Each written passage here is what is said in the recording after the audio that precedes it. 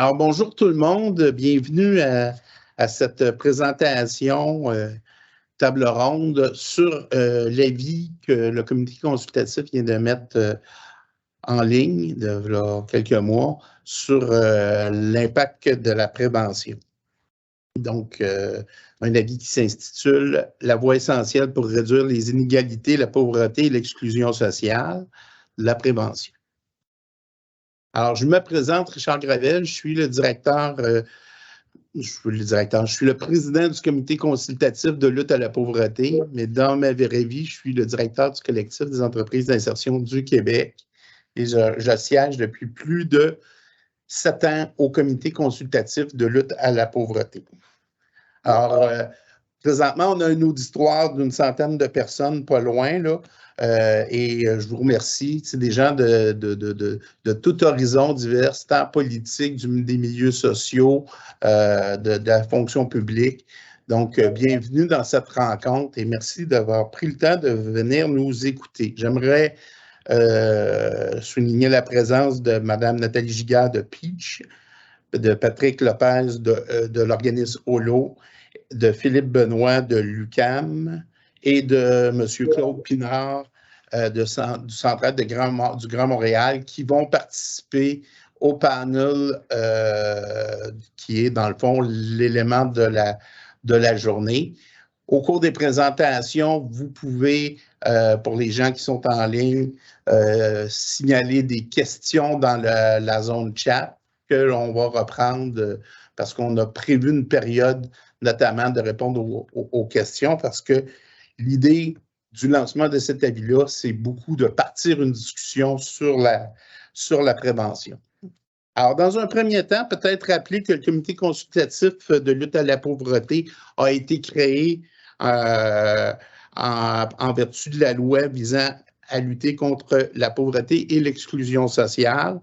Il est composé de 17 membres. Présentement, on est en attente de renouvellement d'un certain nombre de membres. Là, on est en attente, mais ça devrait se faire relativement bientôt. Ces gens-là sont issus de différents secteurs qui sont en lien avec la lutte à la pauvreté. Ils sont représentatifs des régions. Et chose importante, il y a aussi des gens qui sont en situation de pauvreté, qui siègent sur le comité et qui viennent bonifier les travaux avec une vision très concrète et terrain. Le rôle du comité, en fait, c'est de conseiller la ministre responsable de l'application de la loi je recommence. De conseiller la ministre responsable de l'application de la loi et de mettre en œuvre l'évaluation des actions entreprises dans le cadre de la stratégie nationale de lutte contre la pauvreté. Donc, aujourd'hui, on vous présente l'avis sur la prévention, une voie essentielle pour réduire les inégalités, la pauvreté et l'exclusion sociale. Donc, c'est un titre qui, pour moi, est très porteur. Hein? On parle de voie essentielle et moi, on va revenir là, dans les présentations sur cet aspect-là de pourquoi la prévention, c'est la voie à retenir. Alors, cet avis-là a été mis en place dans le cadre des travaux qui étaient prévus dans notre dernière planification stratégique, mais son lancement arrive à la veille du renouvellement du prochain plan de lutte contre la pauvreté et l'exclusion sociale. Donc, si on veut, dans le fond, mettre en place, résumer les éléments de cet avis-là, je vous dirais que, dans le fond, ce qu'on dit, c'est que moins d'inégalités et de pauvreté, c'est une richesse pour l'ensemble de la société. La lutte contre la pauvreté passe nécessairement, selon nous, par une redistribution plus égalitaire des ressources, des richesses et des ressources au sein de la société et par l'accès plus équitable aux différents services. Donc, notamment dans la notion d'exclusion sociale, l'accès aux services est aussi pour nous une chose prioritaire. Il s'agit d'une question de respect de droits de dignité pour l'ensemble des citoyens, en plus d'assurer une meilleure cohésion sociale. Alors, pour les gens, c'est une question de droit, mais pour l'ensemble de la société, il y a aussi des retombées qui sont essentielles. Cela donne aussi la possibilité à chaque personne de développer son plein potentiel et de participer pleinement à la société. Faire en sorte d'assurer l'égalité des chances pour tous constitue une immense richesse pour l'ensemble de la société. Les inégalités ont des répercussions multiples sur les personnes et sur la collectivité. Il faut en être conscient. Il a été démontré que depuis longtemps que les inégalités du revenu ont des impacts majeurs sur plusieurs dimensions de la vie des personnes défavorisées. On pense à la santé, à l'éducation, au logement, etc. Une grande majorité des problèmes sociaux et de santé sont intimement liés au niveau de revenu des personnes. Plus les personnes sont pauvres, plus elles sont à risque d'être affectées par ces problèmes. Lutter contre les inégalités, la pauvreté et l'exclusion sociale, c'est un bénéfice pour l'ensemble de la société. Il y a eu des avancées dans le passé, mais les efforts sont à poursuivre en matière de lutte à la pauvreté et à l'exclusion sociale. Alors, le Québec s'est doté de plusieurs politiques sociales pour améliorer les conditions de vie et offrir des chances égales à tous et à chaque étape de leur vie. Si le taux de pauvreté peut avoir diminué globalement, cette réalité reste selon les âges, les sexes et les types de ménages à géométrie variable, notamment les conditions des personnes qui vivent seules et se sont détériorées au fil du temps. Et ça, c'est une préoccupation qui est portée par le comité de lutte contre la pauvreté et l'exclusion sociale. Notamment, le taux de couverture des besoins de base ne permet pas, la couverture des besoins de base ne permet pas d'être couvert par l'ensemble des revenus sociaux pour plusieurs catégories de personnes. Donc, il y a un enjeu à voir. Ce qu'on souligne aussi dans la vie, c'est que l'analyse des impacts des politiques, des programmes reste à parfaire. On n'a pas nécessairement une bonne lecture de l'impact que peut avoir les programmes qui sont mis en place sur la lutte à la pauvreté à long terme. Et peut-être que là, il y a une piste d'explication sur pourquoi on n'est pas plus enclin à faire des mesures en vertu pour accentuer la prévention. Alors, la prévention, c'est une action essentielle dans la lutte contre la pauvreté et les inégalités. La prévention est au cœur de la lutte contre la pauvreté pour permettre d'abord d'éviter que surviennent, éviter que les situations surviennent. Lorsqu'elles adviennent, ça permet ensuite aux personnes d'en sortir de façon plus rapide et plus durable. Les investissements importants en prévention pour agir sur les déterminants de la pauvreté entraînent des répercussions substantielles sur la réduction, voire l'élimination de la pauvreté. On en est convaincu. Les sommes investies permettent des économies importantes en empêchant que surviennent les problèmes ou en les atténuant. Le ratio coût-bénéfice fondé sur les études probantes bien étayées pour une multitude de programmes démontre que c'est un choix qui est rentable pour la société. Le comité, dans cet avis-là, prône pour une approche intégrée de la prévention tout au long du parcours. Le Québec gagnerait à adopter une stratégie qui est globale, intégrée de la prévention, basée sur la protection des risques de pauvreté tout au long de la vie. Une protection en amont de la pauvreté jusqu'à sa sortie. Une telle stratégie permettrait d'agir de manière continue et concomitante sur les grands déterminants de la pauvreté et l'exclusion sociale. On identifie dans notre avis, que je vous invite à lire dans le détail, en fait, des 4 leviers importants sur lesquels il faut agir en termes de prévention. Donc, le premier, c'est être à l'abri des préjugés et des stigmatisations. Alors, trop souvent, les gens sont victimes de préjugés et ça les mène à la pauvreté. il faut disposer des revenus permettant de couvrir suffisamment les besoins de base. Alors, vient un temps où la non-couverture de la pauvreté est non seulement permet pas aux gens de se sortir, mais devient un élément amplifiant qui contribue à générer encore plus d'exclusion et de pauvreté. Avoir accès à des services et à un accompagnement adapté est essentiel. Toute la question des services et de l'accès aux services est majeure dans notre compréhension du phénomène et de pouvoir mettre l'accent sur la prévention.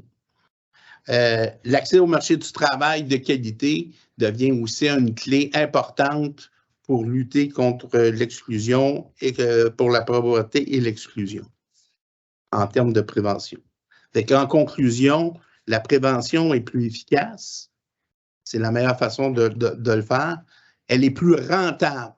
Et ça a été démontré.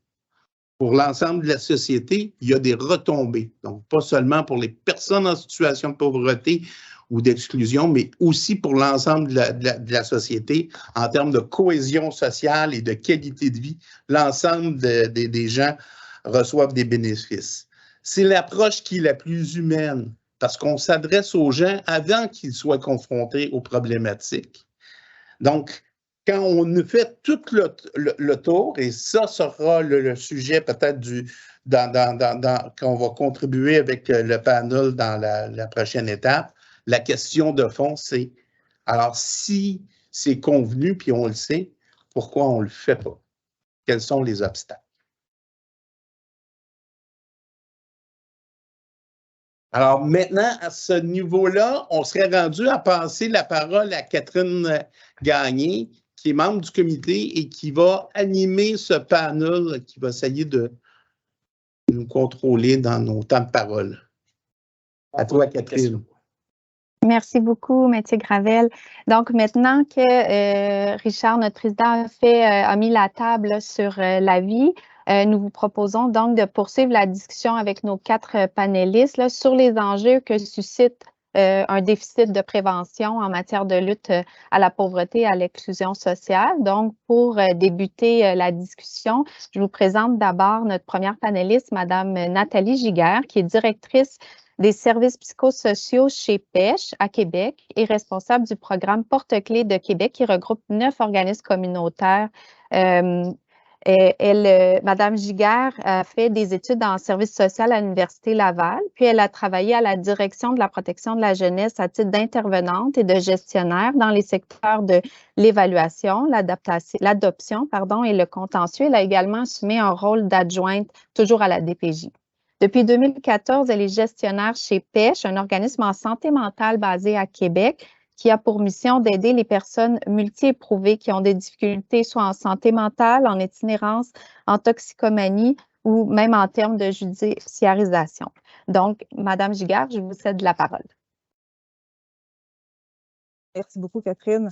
Alors, bonjour tout le monde. J'ai le plaisir de prendre parole aujourd'hui pour vous présenter la réalité du quotidien chez Pêche, qui fait face aux impacts de la pauvreté, des inégalités sociales et de l'exclusion sociale. Alors, on dit pêche et non pouèche, comme dirait si bien ma mère, qui se mêle de moi aussi. Alors, Pêche est un organisme communautaire de Québec qui accompagne depuis 30 ans des personnes vivant des enjeux concomitants de santé mentale, toxicomanie, itinérance, judiciarisation, marginalisation et pauvreté. Des interventions curatives et préventives sont effectuées jour après jour dans le but d'éviter et diminuer la judiciarisation, l'hospitalisation et l'itinérance. Notre travail consiste à créer un lien solide avec les personnes désaffiliées et multi-éprouvées en leur proposant un accompagnement empreint d'humanité, d'audace, de créativité et de persévérance. Nous travaillons avec l'approche sur les forces qui prônent la valorisation des forces, des rêves et des aspirations citoyennes des individus et de la communauté. Nous sommes 125 employés, 2 psychiatres, 2 maisons d'hébergement, 3 équipes qui travaillent 24 heures sur 27, 24 heures sur 7 jours, de concert avec la Ville, la police, le CIUS, la détention provinciale et fédérale, l'approbation adulte, le partenariat du communautaire. Alors aujourd'hui, je vais vous parler de Éric. Éric qui a 53 ans, itinérant depuis 8 ans. Monsieur a des problèmes d'alcoolisme, de santé mentale et physique, en plus d'une hygiène corporelle déficiente. Monsieur s'est présenté à l'urgence plusieurs fois pour des maux de ventre importants et parfois sans même voir le médecin. L'on retourne monsieur à la rue avec une carte du CRDQ à la main pour l'aider à corriger son problème de boisson. Monsieur est décédé. Je vous soumets également la situation de Mario, 52 ans, cheveux longs, crépus, barbe de plusieurs années, avec pour simple possession ce qu'il porte sur son dos. La DPJ arrive rapidement dans sa vie à l'âge de 2 ans pour des problèmes de négligence importante et de violence corporelle. Passant de famille d'accueil en famille d'accueil, il est admis en centre jeunesse à l'âge de 14 ans. Et ça jusqu'à 18 ans. 2 ans après, monsieur commet un délit avec une arme à feu et purge une peine de 14 ans de pénitencier. S'ensuivent 15 années d'itinérance. Monsieur refuse de fréquenter les refuges car il se sent pris comme dans sa cellule. Il accepte de rencontrer l'équipe Logement d'abord et intègre un logement à l'âge de 50 ans. L'équipe intervient plusieurs fois par semaine pour développer les habiletés de base pour le maintenir en logement. L'INSPQ mentionne qu'il y a une forte relation entre la défavorisation matérielle et sociale et la prévalence d'un bon nombre de problèmes sociaux et de santé liés au fait d'un seul statut économique. PECH en constate les conséquences en matière de santé. Il en coûte 3,50 $ pour un transport en autobus, des frais souvent faramineux pour des personnes. Malheureusement, les services ne se déplacent que très peu. Il n'y a plus d'intervenants à l'accueil des CLSC de ton quartier pour demander de l'aide. On demande aux gens d'appeler le 811. Bonne chance à ceux qui n'ont pas de téléphone et qui n'ont pas les moyens financiers pour s'en procurer.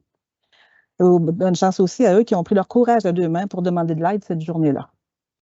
L'accessibilité aux services de santé est ardue. Plus de 350 personnes sont présentement sur les attentes des services en santé mentale du sud de la capitale nationale. On leur mentionne un délai de plusieurs mois. Sur 70 appels, lundi, le 13 mars, 60 personnes demandent le service de pêche. Ils ne savent plus vers qui se tourner. Les ressources du réseau de la santé et des services sociaux et du communautaire ont donné notre numéro de téléphone. Le ton est émotif, découragé, agressif pour plusieurs. Pêche doit se présenter plus de... je m'excuse. Pêche doit se présenter plus de 15 fois l'urgence psychiatrique avec une personne en situation d'itinérance pour avoir accès à des services de santé mentale. En matière de logement, les prix des loyers est élevé et peu accessible aux gens à faible revenu. Les frais sont souvent nécessaires pour se procurer un papier d'identité, photo, baptistère. Choix de bonne chance, c'est celui qui cherche un logement avec un programme de subvention au logement, un PSL qu'on appelle dans notre jargon. Les loyers sont chers et certains propriétaires ne veulent plus ou pas de subvention. Avoir un avis de cotisation est une épreuve en soi pour fournir une demande de subvention au logement. Les demandes se font en ligne ou par téléphone. Quand tu as de la patience et quand tu n'as pas d'adresse pour le recevoir, bonne chance. Des programmes de soutien d'accompagnement au logement sont nécessaires pour une catégorie de personnes. 2 locataires dans la cinquantaine qui, après quelques années, présentent des difficultés cognitives, se retrouvent dans la rue faute de ressources adaptées pour répondre à leurs besoins de moyens financiers. Les logements avec services sont onéreux. En matière de sécurité alimentaire, plus de 70 % des personnes fréquentent les banques alimentaires qui ont diminué leur panier de dons. En matière de scolarisation, il est difficile de sortir de l'aide sociale et d'intégrer le marché de l'emploi pour une couche de la population. L'accessibilité à l'emploi est difficile, les programmes sont faits pour les employeurs et non pour les employés. Se lever à 8 heures pour notre clientèle, c'est difficile. Avoir un horaire de 8 à 5, c'est difficile. On offre peu de diversité aussi dans les programmes. Ménage, ménage, ménage ou travail à la chaîne. Alors, j'ai appris que les programmes d'employabilité viennent d'être coupés de 10 % et de seront dans les 3 prochaines années jusqu'à concurrence de 20 %. L'itinérance. Commençons à réduire le robinet d'itinérance par ceux qui sortent de la DPJ. La moitié des personnes itinérantes rencontrées pour le programme Logement d'abord ont reçu des services de la DPJ et des séjours en centre jeunesse et n'avaient plus accès ou ne voulaient plus avoir de services à leur majorité. Et ceux qui sortent de la détention et qui ont leur seule option, l'Aubrivière ou la rue. Québec ne fait pas exception des préjugés et de la stigmatisation de la pauvreté et de l'itinérance. Vous connaissez sûrement toute la situation de l'Aubrivière et du local où la cohabitation est difficile. Les problèmes relatés par les citoyens la nuit sont rejetés sur les personnes itinérantes. Les policiers mentionnent cependant un problème à la sortie des bars. Le vandalisme, la violence, les méfaits publics. Être en situation d'itinérance chronique épisodique pendant quelques années fragilise la santé mentale, la santé physique et diminue l'espérance de vie. Les gens vieillissent rapidement et les services gériatriques doivent s'adapter à cette réalité.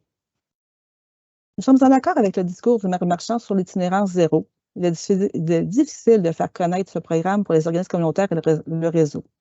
Notre directeur général s'époumonne dans les médias. On aurait bien aimé accompagner le maire Marchand en Finlande pour accroître notre expertise. Ce serait pour la prochaine fois, Monsieur le maire. Est-ce que PECH fait de la prévention? Bien oui. On applique l'approche de la réduction des méfaits. Nous élaborons des plans de prévention de rechute. On aide les gens à diminuer les symptômes de santé mentale. On prévient la rupture du lien. On utilise un fonds de dépannage pour suppléer à différents achats. Un compte d'électricité, acheter le baptistère de l'épicerie, etc. On prévient la judiciarisation, l'hospitalisation. Notre travail est aussi d'évaluer, d'observer, de réaffilier les personnes vers les services appropriés. Le psychiatre de chez nous se présente à la détention chaque semaine pour évaluer et traiter les détenus avant leur sortie pour assurer une stabilité dans les refuges quand ils en sortent. On aide les gens à développer leur intérêt, leur rôle social. Et je pense que la prévention passe par une volonté de tous les acteurs de se remettre en question, de changer les règles de fonctionnement, de collaborer étroitement au changement, de faire différemment, de faciliter l'accès à des simples actions. Il existe des organismes, des programmes qui font la différence, qui ont su faire autrement et qui sont inspirants. Travaillons ensemble à une véritable concertation de nos actions, en offrant un projet de vie aux personnes au lieu d'un projet de survie. Merci. Merci beaucoup, Madame Giguère. Je vous invite à l'auditoire, je vous invite à poser vos questions dans la conversation du Teams, puis à la fin des présentations, là, on pourra répondre à certaines d'entre elles là, selon le temps qu'on a. Donc, sans plus tarder, je vais vous présenter notre deuxième panéliste, M. Patrick Lopez, qui est directeur des pratiques et impact social à la Fondation Holo, diplômé en gestion de projets, géographie et relations internationales, mais surtout autodidacte, devenu professionnel des communications. Ces 10 dernières années d'expérience en organisme à but non lucratif ont en commun l'importance d'œuvrer pour faire une différence dans la réduction des inégalités. Passionné d'impact positif, de relations publiques et de causes sociales, son poste à la Fondation Holo lui permet de veiller au soutien et au développement des pratiques, à l'accompagnement des différents publics cibles et collaborateurs, tout en veillant à porter la voix des familles auprès des acteurs d'influence et des différents paliers gouvernementaux. Sur ce, je vous laisse la parole, Monsieur Lopez. Merci beaucoup, Catherine. Puis vraiment très content d'être avec vous. Catherine, t'hésites pas à me couper parce que quand je parle, j'ai tendance à un peu dépasser. Je me suis mis un timer, mais t'hésites pas à me couper si je parle trop. Je passe après Nathalie, dont le discours est effectivement très porteur, émouvant, et puis on imagine très bien la situation dans laquelle se retrouvent ces personnes-là. Moi, je vais revenir un peu en arrière pour parler de la Fondation Holo, puis dire que nous, on est là avec la Fondation Holo au tout début de la vie, dès les premiers instants, puis ces premiers instants-là, ils sont déterminants pour tout un tas d'actions ensuite. Et la prévention qu'on fait finalement peut aider à résoudre de nombreux problèmes. Donc, je vais pouvoir vous parler un petit peu de ça. Donc, déjà, si je reprends la Fondation Holo, qu'est-ce qu'on fait? La Fondation Holo, on existe depuis 30 ans. Depuis 1991 exactement, puis on est vraiment né des intervenants de santé sur le terrain qui ont décidé de se rallier pour essayer de trouver une solution à l'époque au fait de réduire les bébés de petit poids, parce qu'on savait que le petit poids d'un bébé avait un impact sur sa vie ensuite et sur son développement. Donc tous ces gens se sont mis ensemble pour créer des programmes pour pouvoir aider les familles les plus vulnérables. Donc notre mission, qu'est-ce que c'est? C'est de donner une chance égale aux familles de mettre au monde des bébés en santé et d'acquérir de saines habitudes alimentaires tôt dans la vie. Donc on est vraiment au début de cette vie-là. On agit dans la période clé qu'on appelle la période des 1000 premiers jours, de la grossesse jusqu'aux 2 premières années de vie de l'enfant. Donc notre grande ambition, c'est quoi? La Fondation Holo, c'est de rejoindre plus de familles, leur apporter plus de ressources et le faire plus longtemps dans la vie de l'enfant, parce qu'on sait à quel point cette prévention-là, dans cette période clé, est vraiment primordiale et a un impact très important. Je vais pouvoir vous en parler un petit peu plus. Chaque année, environ, on accompagne 7000 nouvelles femmes enceintes en situation de faible revenu et leurs familles partout au Québec. Le suivi Holo, il est présent partout, dans tous les CLSC du Québec, avec des réalités différentes, bien évidemment, d'un endroit à un autre, mais on a la chance de pouvoir être présent pour faire une différence auprès de nombreuses familles. Donc finalement, les actions de la Fondation Holo, elles se retrouvent à la jonction entre 3 gros moments. Le premier, c'est celui de la périnatalité. On parle beaucoup de petite enfance, on agit dans cette partie-là. La saine alimentation, on va pouvoir en parler. C'est de plus en plus dur de parler de saine alimentation. Vous vous doutez pourquoi, et je vais pouvoir vous amener 2 points. L'insécurité alimentaire joue beaucoup là-dedans. Et le dernier, c'est la lutte aux inégalités, parce que en fin de course, quoi qu'il arrive, les actions qu'on pose, ce sont des actions en fait, qui permettent de lutter contre les inégalités et qui permettent aux personnes qui ont accès à ce suivi holo d'avoir des clés pour être un petit peu plus autonomes dans la vie et de pouvoir les aider à aller de l'avant. Donc, pourquoi agir?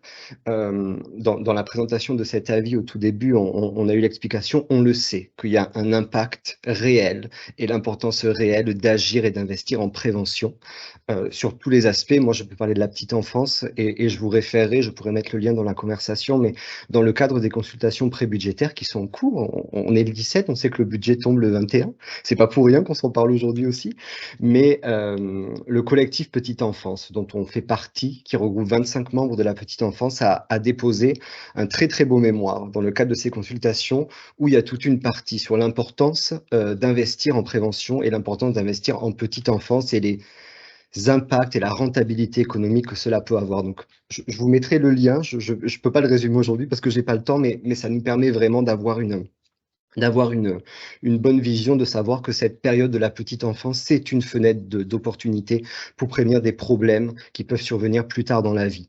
Le décrochage scolaire en fait partie, la pauvreté en fait partie, les inégalités sociales et de santé en font partie, et le fait d'agir en prévention dès la grossesse, comme on le fait avec le suivi holo, ça fait partie aussi de ces solutions qu'on peut avancer.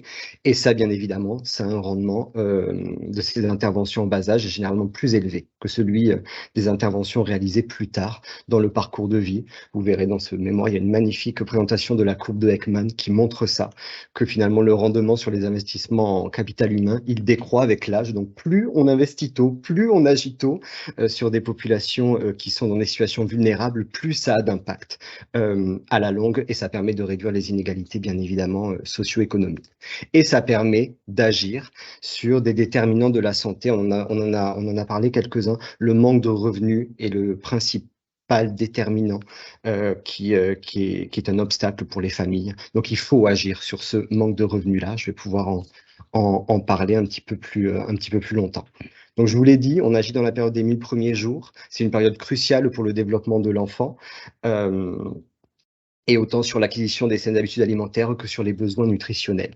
Et ça, le fait d'agir dans cette période clé des 1000 jours pour le développement cognitif, langagier, le développement du cerveau également de l'enfant, c'est là où il y a la plus grande, ce plus grand développement-là. Ça permet d'avoir des impacts à long terme. Notre action à la Fondation Holo permet d'avoir ces impacts-là sur la santé globale, sur l'attachement aux parents, sur l'accès aux soins, sur le développement optimal de l'enfant, sa réussite scolaire, ses habitudes alimentaires. Donc, on est vraiment au tout début de cette vie-là et au tout début de ce qu'on peut faire pour que les choses changent. Et au Québec, on a la chance, il n'y a pas que celui-là, mais il fait partie de la solution, d'avoir un actif qui peut nous aider comme ça dans cette lutte aux inégalités, dans le fait que tous les enfants puissent partir avec une égalité des chances au début de leur vie. Et cet aspect-là, c'est le suivi holo. Donc le suivi holo, qu'est-ce qu'on fait? Donc, on est présent partout au Québec, je vous le disais. Il y a plus de 450 intervenantes dans le réseau de la santé qui accompagnent des familles chaque année, puis elles les accompagnent sur 2 pans pour que le bébé naisse en santé et pour que la famille adopte de saines habitudes alimentaires. Comment on le fait? Par plusieurs choses. Le premier, c'est qu'effectivement, une famille qui est en situation de vulnérabilité va pouvoir avoir accès au suivi holo pour la période de la grossesse et aussi pour les 2 ans de la vie de l'enfant, avec jusqu'à la naissance une remise de coupons alimentaires pour des aliments qui sont bénéfiques pour lutter contre les risques nutritionnels. On parle du lait, on parle des œufs, on parle des légumes surgelés, qui ont vraiment un impact positif pour la famille. Donc, première chose, c'est cet aspect-là. Puis bien sûr, les coupons, vous vous doutez, on n'est pas une solution de dépannage alimentaire, le suivi holo. C'est une porte d'entrée pour avoir accès à un suivi nutritionnel, pour avoir accès à des messages qui vont pouvoir être donnés aux familles par les intervenantes. Puis ces messages-là, en fait, ce qui est très très important dans le suivi holo, puis c'est important de le nommer, c'est que il y a un magnifique lien de confiance qui se tisse entre l'intervenante et les familles. Et ça, c'est ce qui fait que depuis 30 ans, le suivi holo, il a autant de succès. Monsieur Gravel le disait en entrée, on parle d'humain avant tout. Et ce qui se passe par l'humain, c'est cette relation de confiance-là qui fait en sorte qu'une famille, elle va revenir, qu'une famille, elle va se sentir soutenue, qu'une famille, elle va sentir qu'il y a quelqu'un qui est là, qui lui tend la main et qui l'aide. Donc ça, c'est très, très important de le mettre en perspective et de se dire que quoi qu'il arrive, les familles, par ce suivi-là, oui, elles ont accès à des coupons, oui, elles ont accès à des messages de saine alimentation, mais elles ont avant tout accès à une personne qui va les écouter et qui va essayer de les aider à résoudre leurs problèmes sur différents aspects. Nos intervenantes, vous vous doutez bien, qui plus est dans l'environnement qu'on vit actuellement, elles ne parlent pas que de cette alimentation, / des fois, elles ne parlent pas de cette alimentation parce qu'il y a tout un tas de besoins connexes que vivent les familles. Donc, ces intervenantes-là, elles sont vraiment des ambassadrices, piliers pour que les familles puissent avoir de l'aide. Et actuellement, qu'est-ce qu'on vit Nathalie en a parlé avant moi, il y a des défis qu'on vit bien évidemment en tant que fondation, mais il y a surtout les défis que vivent nos familles qui ont accès au suivi holo. Puis ces défis, ils ont été exacerbés dans les dernières années par deux choses.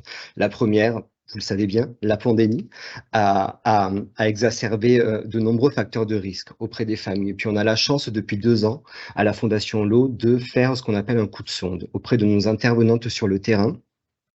Une centaine d'entre elles en 2021 ont participé à un coup de sonde, 200 en novembre 2022.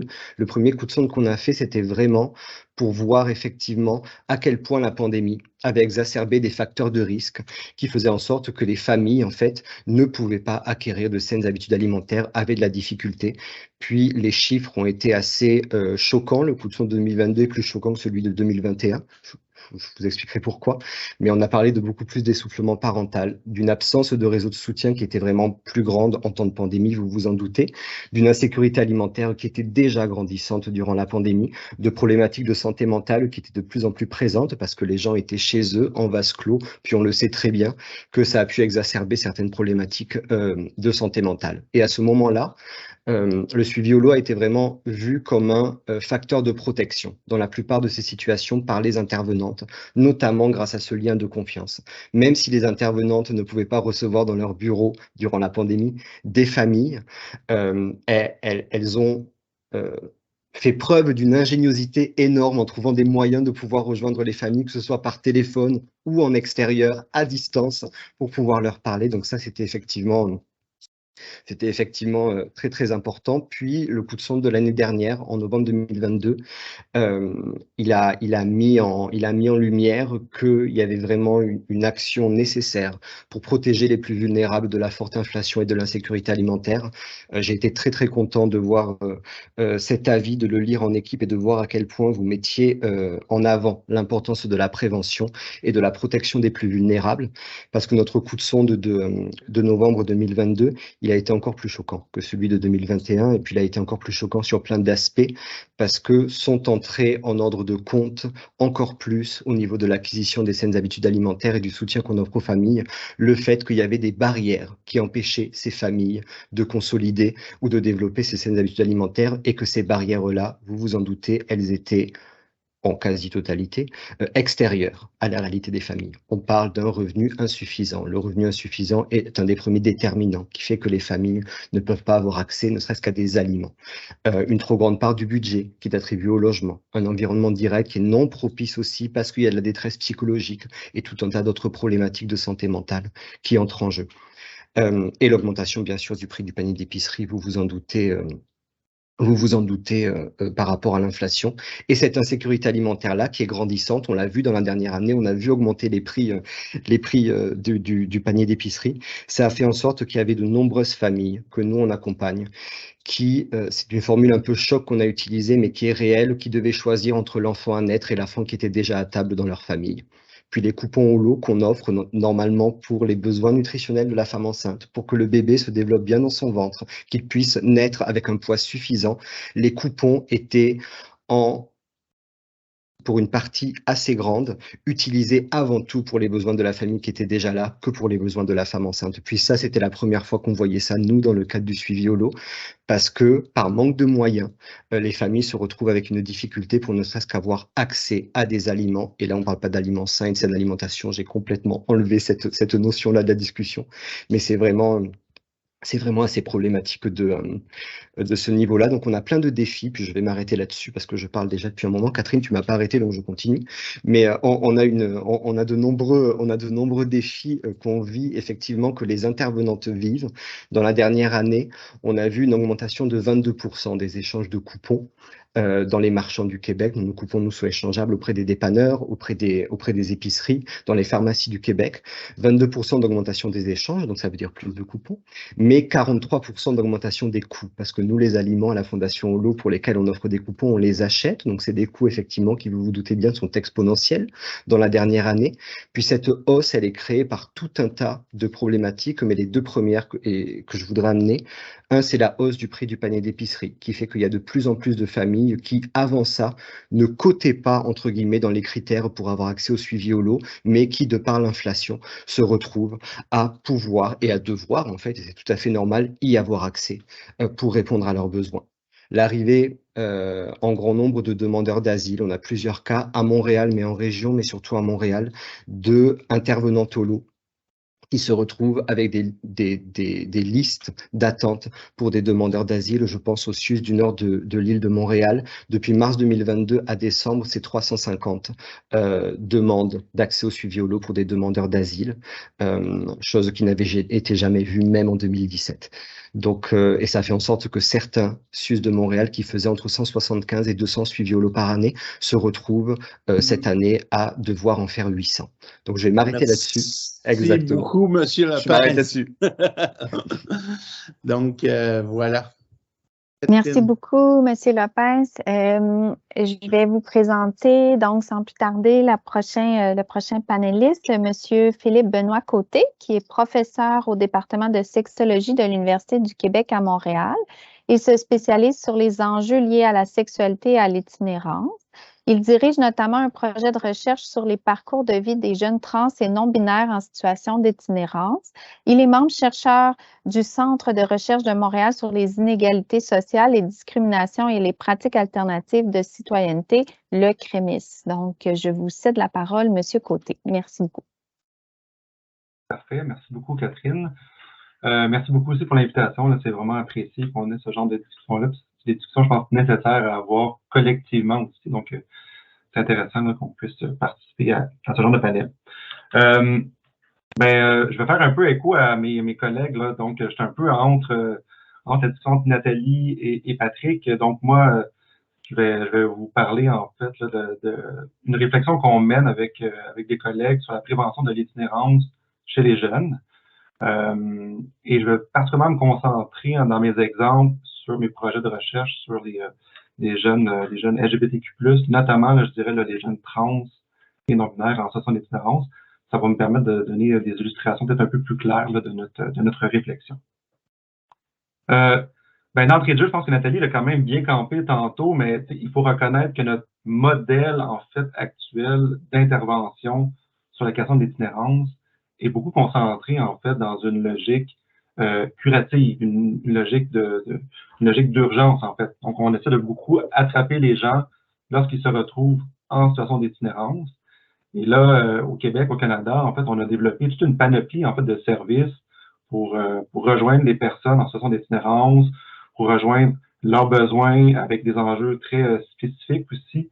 Puis l'idée derrière ça, c'est souvent d'essayer de répondre aux besoins de subsistance des personnes, essayer aussi de répondre à leurs besoins de survie, mais avec aussi une réflexion sur accompagner les gens et les soutenir, en fait, dans leur processus, entre autres, de sortie d'itinérance. Donc, on a toute une réflexion sur nos programmes de réinsertion sociale, nos programmes de stabilisation résidentielle. Puis on est très, très efficace là, au Québec avec notre panoplie, en fait, de services. On pense aux services en hébergement, aux services d'aide alimentaire, des services en dépendance pour couvrir les enjeux de santé mentale. Donc, l'ensemble de ces services-là sont nécessaires. En fait, on le voit, là, les études nous montrent que ces services-là jouent un rôle criant important, beaucoup le communautaire aussi qui porte, en fait, là, ces services, en fait, qu'on offre aux personnes en situation d'itinérance. Mais on voit aussi que ça vient avec des lacunes, en fait, des lacunes sur les expériences, en fait, des personnes. Je pense, entre autres, à ce qui est décrié depuis maintenant il y a des dizaines et des dizaines d'années, toute la fragmentation là, des services, donc toute la réflexion qu'on essaie de développer en fait des services par secteur d'intervention, toute la réflexion sur l'intervention en silo, là, on sait ce que ça l'amène. En fait, toute la réflexion sur les trous de service que ça peut générer. Donc, des personnes qui se retrouvent un peu entre deux, là, donc dans des services qui ne répondent pas tout à fait à leurs besoins. Puis si je fais le parallèle, entre autres, avec les jeunes LGBTQ+, c'est extrêmement documenté là, depuis maintenant une dizaine d'années, comment nos services, en fait, en ce moment, n'arrivent pas toujours bien à répondre à la réalité là, des jeunes LGBTQ+. Je donne l'exemple de, par exemple, nos pratiques, en fait, à l'intérieur de nos services. On a des pratiques qui sont principalement, je dirais, hétéro-cis-normatives. Donc, c'est toute la présomption, en fait, de l'hétérosexualité des gens. On présume aussi de la cis-identité des gens.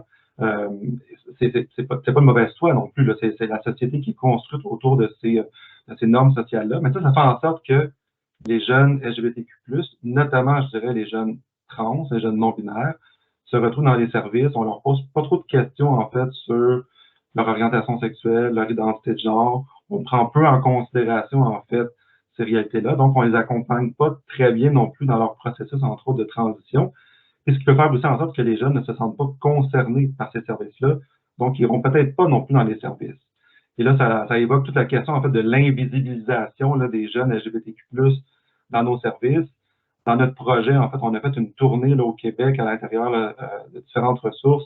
Ce que les intervenantes nous disent constamment, c'est on n'en voit pas beaucoup, en fait, là, des jeunes trans non-binaires à l'intérieur de nos organismes, à l'intérieur de nos services. Et pourtant, les enquêtes épidémiologiques et les enquêtes quantitatives avec des chiffres qu'on a au Québec, au Canada, aux États-Unis, nous montrent en fait qu'il y a une surreprésentation en fait des jeunes LGBTQ+, dans le contexte de l'itinérance. Ça évoque plein de questions sur mais sont où ces jeunes-là? S'ils ne sont pas dans nos services, ils se retrouvent où? Ça évoque aussi toute la question en fait de la spécification de nos services qui ne tient pas compte en fait des besoins en fait des jeunes LGBTQ+. Un autre exemple aussi avec cette idée de fragmentation des services, c'est toute l'organisation en fait, je dirais, genrée, binaire en fait de nos services, notamment nos services, je dirais, d'hébergement en itinérance, où là particulièrement là, les jeunes non binaires se retrouvent souvent ils n'ont pas de porte où rentrer, là, se retrouvent dans des services où ben, les services ne les reconnaissent pas, ce qui va faire en sorte aussi que ces jeunes-là, en fait, vont se faire violence souvent, donc essayer de présenter, en fait, une identité de genre qui ne correspond pas à leur identité de genre, donc être obligé, par exemple, d'aller dans une ressource pour femmes, même si c'est pas comme ça que ces jeunes-là s'identifient. Donc, ça va faire violence et vivre aussi la victimisation qui peut émerger aussi à l'intérieur de ces services-là. Donc, la fragmentation des services. Puis l'autre, je dirais, l'autre grande lacune, il y en a plusieurs, mais l'autre grande lacune, peut-être, c'est toute la question de la dispersion des services. Les collègues l'ont aussi évoqué tantôt, cette idée, en fait, qu'on a tendance à la fois centraliser beaucoup nos services dans des secteurs, dans des quartiers, dans des villes, dans l'intérieur des grandes régions. Puis en même temps, ben, on les disperse aussi, ces services-là, ce qui va faire en sorte que les personnes, les jeunes notamment, vont être obligés de se mettre eux-mêmes en mouvement, en fait. Donc, on déplace une responsabilisation collective vers une responsabilisation individuelle. Donc, on demande aux jeunes, en fait, de se mettre en mouvement, de se déplacer tout le circuit, en fait, des services là, pour avoir du soutien dans un contexte d'urgence. C'est aussi ça qu'il faut comme constater, c'est qu'on demande à des gens pour qui ça va pas bien, sont dans des conditions de vie vulnérables, extrêmement difficiles, précaires, marginalisées, d'être autonomes, d'être en charge, en fait, de leur propre réalité quand ils ont besoin, en fait, d'aide pour les soutenir et les accompagner. Et ça, on le voit, là, vraiment, sur les jeunes LGBTQ+, le fait de ne pas avoir beaucoup de services, ça les pousse constamment à essayer de grappouiller, là, ici et là, différentes stratégies pour essayer de s'organiser. Notamment sur la question aussi des déplacements un peu forcés, là, parce qu'on sait qu'il manque vraiment de services, là, en itinérance spécialisés sur la diversité sexuelle, pluralité de genre. Puis ce que les intervenants vont faire souvent, c'est référer les jeunes vers des services, par exemple, LGBTQ+, qui n'offrent pas les services d'hébergement souvent, ou vers Montréal. Là, ça force les jeunes à se retrouver souvent déracinés de leur réseau de soutien. Puis on sait aussi à Montréal, il y a beaucoup de services, mais il y a quand même des lacunes importantes sur la question là, de la diversité sexuelle et de pluralité de genre. On le voit qu'il y a beaucoup de lacunes. Et là, en fait, ça nous amène en fait à repenser notre modèle. Et j'aime bien là, ce que propose l'avis en fait du comité ici, de repenser dans une logique de prévention. Et ça peut vouloir dire plusieurs choses. Et là, on est vraiment en concordance avec l'approche proposée par l'avis. Nous aussi, on propose que la prévention de l'itinérance, de la pauvreté, de l'exclusion sociale doit se faire par une approche plus globale. Et ça veut dire quoi? Ça veut dire qu'il faut tenir compte d'une multiplicité de facteurs et d'arrêter de juste regarder ou lire en fait les situations de vulnérabilité à partir des enjeux individuels, de tenir compte aussi des enjeux structurels, institutionnels à lesquels les personnes vont être exposées. D'avoir aussi une approche intégrée. Ça veut dire quoi? Ça veut dire essayer de concerter nos efforts, concerter aussi nos services, notamment sur la question de l'itinérance. Nathalie l'a évoqué tantôt, mais l'exemple, c'est des jeunes qui sortent des centres jeunesse. Donc, c'est important d'avoir des passerelles de soutien pour favoriser, en fait, le processus d'autonomisation. Et ce qui me semble essentiel, c'est d'avoir une approche centrée sur les parcours de vie. Donc, pour nous, en fait, cette approche-là, elle est nécessaire, pas juste pour regarder la logique de facteurs de risque, mais c'est de tenir compte, en fait, des points de tournant, des points de bascule, en fait, qui peuvent venir fragiliser là, les parcours de vie des personnes pour essayer de capter en amont, en fait, puis de pas juste concentrer nos efforts dans un moment de survie ou dans une logique curative. Fait que si je donne quelques exemples rapides sur les jeunes LGBTQ+, ça peut vouloir dire, entre autres, d'intervenir auprès des familles rapidement, en fait. Parce qu'on sait que les familles, c'est souvent, pour les jeunes LGBTQ+, un espace propice, en fait, à les propulser vers l'itinérance, surtout les familles qui vont générer un climat toxique, là, des propos homophobes, des propos transphobes, biphobes. Donc, les jeunes sont peut-être exposés à ce genre de commentaires-là, ce genre de propos-là. Ils peuvent décider, en fait, de fuguer, de s'en aller de leur milieu. Ou au contraire, les parents qui les mettent directement à la porte, là, qui les expulsent parce que n'adhèrent pas, finalement, là, à l'identité de genre ou à l'orientation sexuelle. Donc, l'idée, c'est essayer de peut-être mieux accompagner les familles qui ont des enfants LGBTQ+. Donc, ça peut vouloir dire plein de choses. Ça peut vouloir dire de créer du lien avec les familles, de les former, de les sensibiliser à la diversité sexuelle, pluralité de genre. Ça peut vouloir dire aussi de mieux peut-être former les parents ou les sensibiliser aux enjeux de santé mentale. Souvent, ça peut devenir aussi un moteur d'exclusion sociale. Puis on le sait, comment qu'il y a une concordance entre les réalités LGBTQ+, et les enjeux de santé mentale en raison de la discrimination, en raison de la victimisation qui leur sont constamment renvoyés. Donc, essayer de mieux comprendre ces enjeux-là. Donc, intervenir auprès des familles. Ça pourrait être aussi intervenir auprès de la DPJ. Ça a été évoqué tantôt par Nathalie, cette idée d'instance qui, malheureusement, va aider nos jeunes, mais va fabriquer aussi quand même de l'itinérance. Donc, c'est cette idée de repenser peut-être comment on peut, à l'intérieur des services des centres jeunesse, des familles d'accueil, de mieux organiser nos services autour de la diversité sexuelle, pluralité de genre notamment. Ça peut vouloir dire plein de choses. C'est peut-être de juste réorganiser, c'est pas simple comme ça, là, mais de réorganiser les salles de bain, les toilettes. Ça paraît simple, évidemment, ça engendre beaucoup de coûts, mais ça vient simplifier et faciliter en fait la vie là, des jeunes trans non-binaires. De mieux former le personnel aussi. Que le personnel comprenne en fait c'est quoi le vocable, c'est quoi les réalités là, des jeunes trans non-binaires. Puis surtout, je dirais peut-être d'intégrer davantage une approche transaffirmative. Donc, les intervenants et intervenantes sont capables en fait d'accompagner les jeunes dans leur parcours de transition, qui est en fait un vrai levier en fait d'accompagnement, d'autonomisation pour les jeunes. On pourrait faire le même parallèle aussi pour l'école. On sait comment l'école peut être un espace de victimisation pour les jeunes LGBTQ+. Donc, essayer de mieux accompagner aussi les intervenants et intervenantes, de créer des espaces. Là.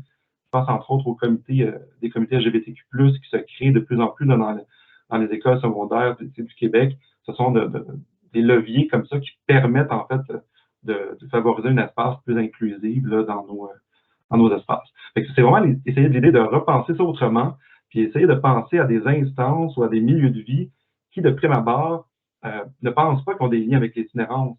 Souvent, l'école a l'impression qu'on va former des citoyens et citoyennes, on va leur donner une éducation, l'idée que c'est l'éducation qui va permettre d'aller aux études supérieures, mais c'est plus que ça.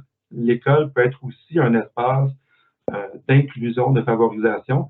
Puis si c'est mal cadré, ça peut être un espace aussi d'exclusion et même du passage à l'itinérance. Donc, essayer de repenser un peu autrement le rôle que peut avoir d'autres espaces de vie, comme l'école, comme la DPJ, comme la famille, etc.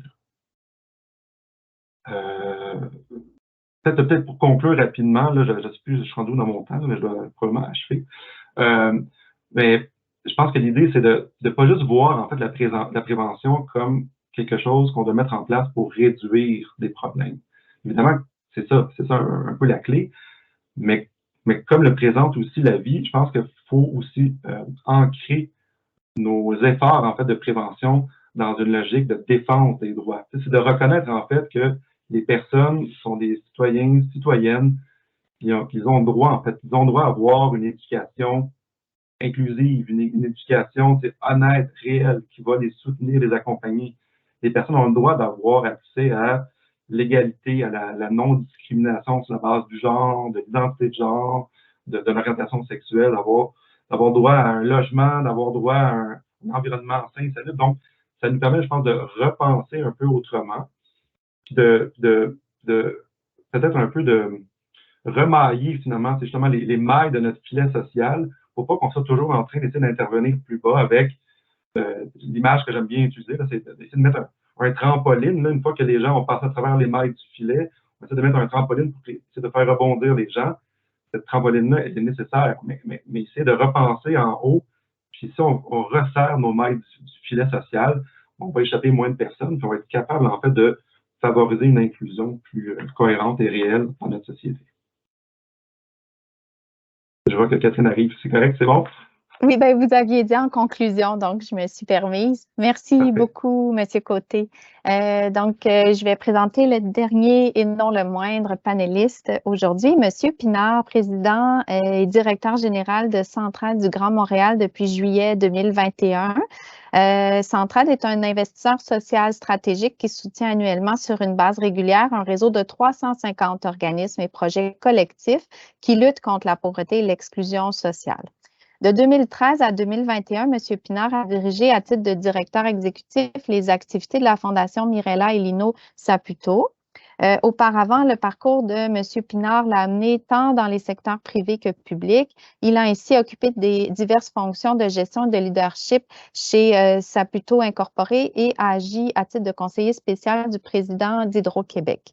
M. Pinard est diplômé en sciences politiques et formé en communication. Ses compétences incluent les relations publiques, la philanthropie, le marketing et la gestion du sport. Il agit également actuellement à titre de président de la Fédération québécoise des sports cyclistes. Sur ce, M. Pinard, je vous cède la parole. Merci, Catherine. À chaque fois que j'entends ma bio, j'ai l'impression d'assister à mes propres funérailles. Donc, tu sais, je trouve ça toujours intéressant. Je trouve ça, il y a un côté lugubre à cette affaire-là, je ne sais pas c'est quoi. Donc, bien content d'être ici ce matin. Oui, je fais du bénévolat également comme je l'ai déjà écrit dans les journaux, mais important pour ma bienveillance personnelle. Donc, écoutez, je vais être un peu ailleurs, moi, ce matin, là, que les trois premiers intervenants. Par ailleurs, bien aimé, Nathalie, ton expression de plan de vie et non pas un plan de survie. Je pense que tu risques de voir apparaître ça dans la presse bientôt, fait que tu sauras que ça vient de toi. Donc essentiellement, je vais me prononcer un peu sur la vie qui est là, mais également aussi peut-être un peu parler peut-être d'une vision un peu différente. Moi, dans ma formation, dans mon passage à la Fondation Saputo, j'ai créé un organisme qui s'appelle la Maison de l'innovation sociale. Et je m'amusais toujours avec mes amis à essayer de rendre ça le plus simple possible. Tu sais. Innovation sociale, c'est quoi? C'est des solutions d'aujourd'hui à des problèmes actuels avec une durée pérenne. Tu sais, je veux dire, il faut arrêter de complexifier, là, de faire des documents de 83 pages pour essayer d'expliquer qu'on essaie de trouver des solutions d'aujourd'hui à des problèmes d'aujourd'hui de façon durable. Tu sais. Et ce que je constate qui manque beaucoup, entre autres dans la vie, pour arriver à des innovations, c'est la justesse de la donnée qui est dans le document. Alors donc, et là, je pense que je le fais plus pour vous aider, le comité consultatif, là, à peut-être pousser sur le gouvernement à sortir de la donnée, mais quand moi, je lis un document dont beaucoup des références sont de 2017, 2008, même dans certains cas, 2018, je me dis, tu sais, on est ailleurs complètement. Là. Je veux dire, on a vécu une pandémie, on a vécu un poussé inflationniste exceptionnel qui n'a pas été vu dans les 40 dernières années, dans les 2 dernières années. Donc, nécessairement, on le voit, le tissu social a été encore plus sollicité. Donc, je pense que si on veut commencer à parler de véritables plans de lutte à la pauvreté, ça va prendre des données de qualité.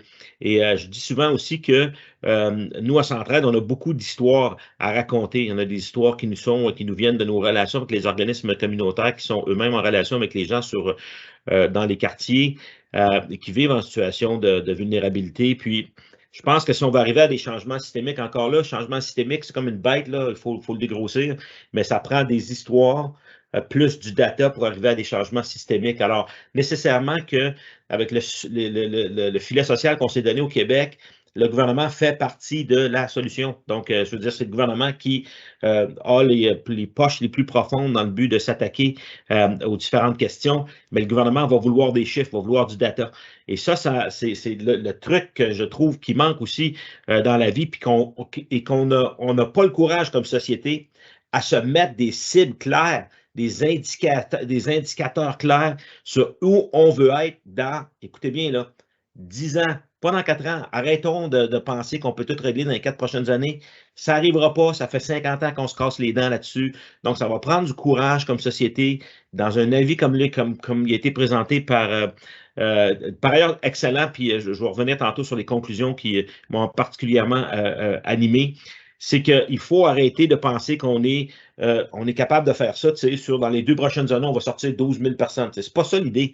Ça, c'est la première chose. La deuxième chose, l'erreur qu'on fait tout le monde, c'est qu'il n'y a pas de collaboration. On n'a pas, tu sais, j'ai pas vu le nom d'aucun autre ministère dans la vie, et c'est bien de valeur, mais tu sais, je veux dire, si on veut s'attaquer à la question de la pauvreté, ça va prendre main-d'œuvre autour de la table, ça va prendre santé, ça va prendre éducation, parce que l'éducation est le premier, vous savez, le niveau d'éducation, le premier déterminant de votre revenu futur. Donc, tu sais, s'il faut jouer la game puis en parler comme ça, il faut en parler comme ça. Il faut arrêter d'être gêné. Il faut dire, il faut que les jeunes restent à l'école pour s'assurer que, on ait la main-d'œuvre qualifiée et que, 2, ces personnes-là aient des revenus qui vont leur permettre de se payer un logement puis de vivre de façon convenable. D'ailleurs, sur la question du logement, puis ça sera, on va en parler en masse là, dans les prochains mois à Centraide, mais là, on a comme un peu mythifié l'accès à la propriété. Tu sais, on s'est dit, si tu n'es pas propriétaire, tu n'es rien. Tu sais. Alors, tu sais, à un moment donné, il faut en revenir. Là. Je veux dire, c'est très, très, très correct là, de penser logement, puis c'est très correct de dire à ces gens-là, vous allez bâtir votre vie 20 ans, vous allez vivre vos enfants ici, puis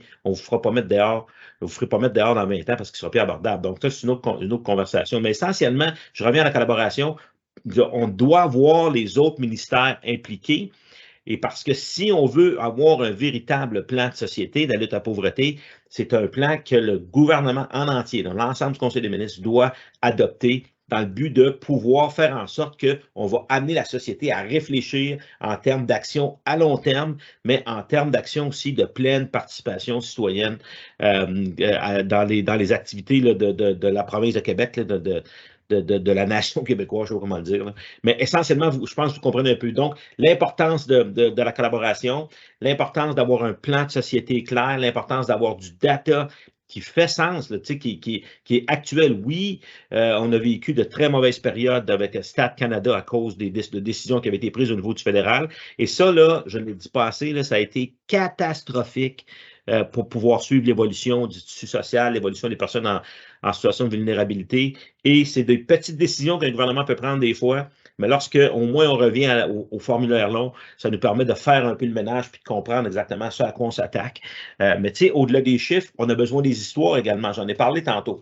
Donc, collaboration, l'ensemble du gouvernement impliqué dans ce plan de lutte à la pauvreté. Donc, plus on élargit le nombre d'épaules sur lesquelles on met cette responsabilité-là de la lutte à la pauvreté. On a un plan concret avec des actions concrètes, des cibles claires, ce qu'on ne voit pas actuellement. Fait que on ne voit pas. Et une des raisons pour lesquelles on ne voit pas, c'est qu'on est complètement, je pense, aveuglé par les effets de la pauvreté. Alors moi, je vais vous donner un exemple. Alors, c'est quoi un effet de la pauvreté? C'est un chef de famille monoparental qui paye 60% de ses revenus pour se loger. Cette personne-là est en banque alimentaire le 15 au lieu du 28. Ça, c'est un effet.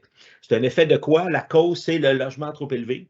L'effet, c'est l'accès en banque alimentaire et encore des questions d'anxiété, de santé mentale. Alors, il faut définitivement, j'espère que Richard n'est pas choqué après moi, il a fermé sa caméra. Donc, il faut définitivement commencer à travailler sur les causes et pas seulement sur les effets. Alors, puis je vous donne un exemple vraiment simple, juste pour vous faire réfléchir. Alors, nous, on a terminé une campagne à 65 millions. Fait que j'ai réuni la gang chez nous, puis j'ai dit, hey, extraordinaire. J'espère que je ne t'avais pas fait choquer, Richard. Tu as disparu de. Non, OK, parfait. Et donc, j'ai dit à la gang, si on ramasse 130 millions, est-ce qu'on ferme sans trade? Tu sais, si on double ce qu'on vient de ramasser, est-ce qu'on ferme sans trade? La réponse, c'est non.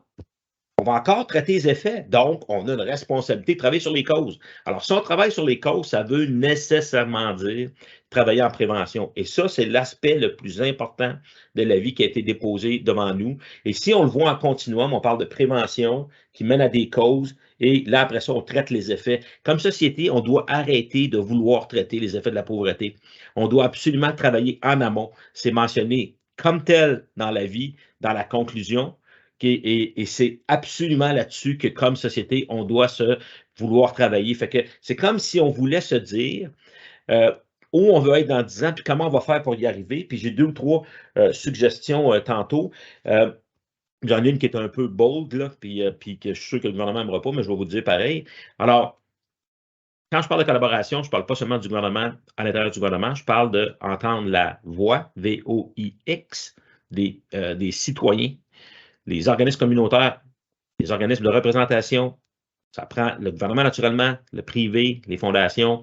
On doit mettre l'ensemble de la société civile sur cette question-là. On doit entendre tout le monde pour voir comment. Et c'est un des aspects qui est intéressant du comité consultatif, c'est qu'ils ont des gens qui sont en situation de vulnérabilité, qui sont autour de la table. Donc, on peut mettre cette voie-là. Quand je parle de collaboration, donc, assurons-nous d'avoir le maximum d'épaules.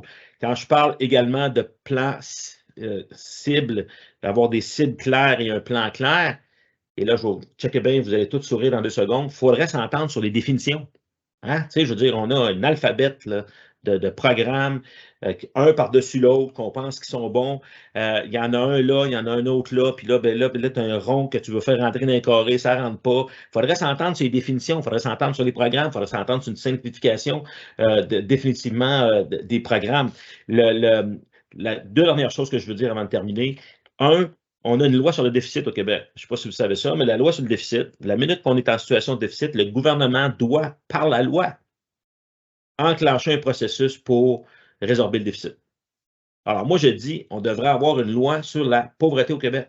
Puis on devrait dire, on n'a pas atteint les cibles, on doit immédiatement mettre les plans d'action en cours pour s'assurer de remédier à cette situation-là de pauvreté.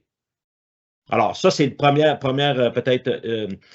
gros commentaire, ou en fait, le gros commentaire que je voulais faire aujourd'hui. Assurons-nous que, on sort de nos modèles mentaux traditionnels, c'est-à-dire que moi, je suis bon dans mon coin, puis donne-moi 50 000, je vais le faire, puis 50 000, c'est juste une demi-année, mais c'est pas grave, on va essayer de travailler avec ça. Il faut arrêter de travailler avec ça. Il faut arrêter de penser aussi qu'il faut nécessairement injecter de l'argent. C'est peut-être pas plus d'argent le problème. C'est peut-être comment on dépense l'argent, puis comment les gouvernements travaillent ensemble.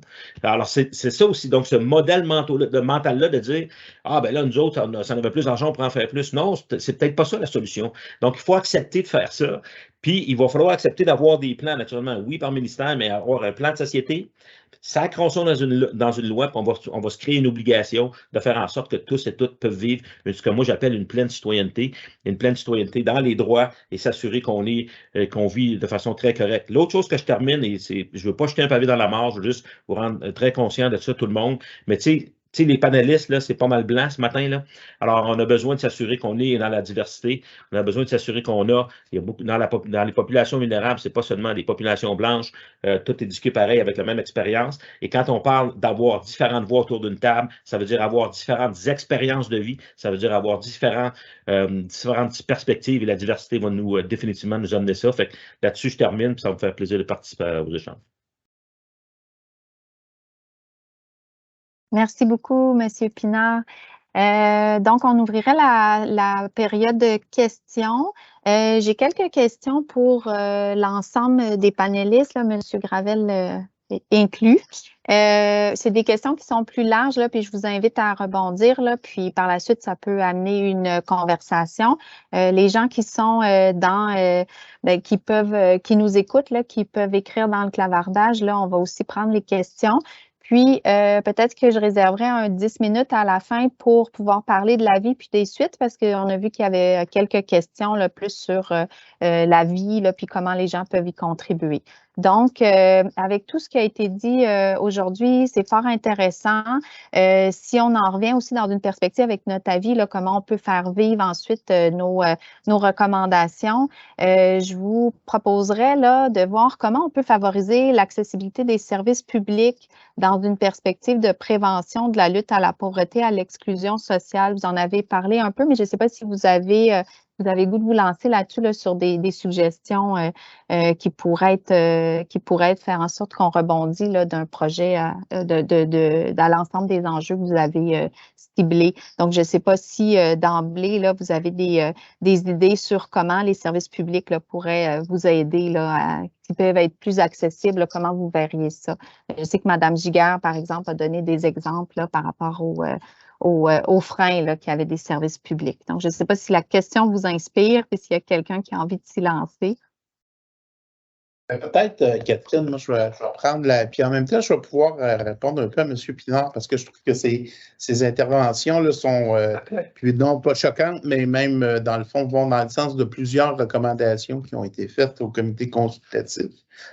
Je pense qu'il y a un enjeu puis là, je ne veux pas prendre, parce que là, on est d'éviter les silos. Hein, puis dans le cadre des services publics, un des enjeux, c'est notamment quand on fait l'observation de comment les organisations ou les gens, même dans les ministères, travaillent, mais ils sont en lien avec une problématique qui dépend d'un ministère. Et à partir du moment où tu sors du cadre de cette approche-là, bien là, tu devrais référer à l'autre organisme ou à l'autre ministère. Et là, il y a là, effectivement, là, et M. Pinard disait tantôt la question de dire, bien, peut-être que ce n'est pas nécessairement de l'argent. Moi, je pense que ça manque d'argent, mais ça manque aussi de façon de travailler pour être plus efficient.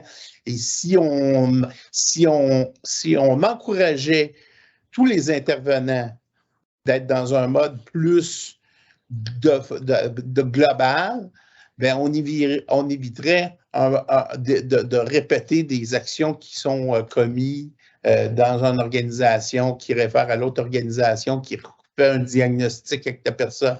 Ce qui fait que, dans le fond, les gens, ils se sentent un peu transportés à travers les services, mais on est toujours obligé de les amener parce que, puis là, je vais prendre un exemple qui est de l'ordre de mon travail quotidien.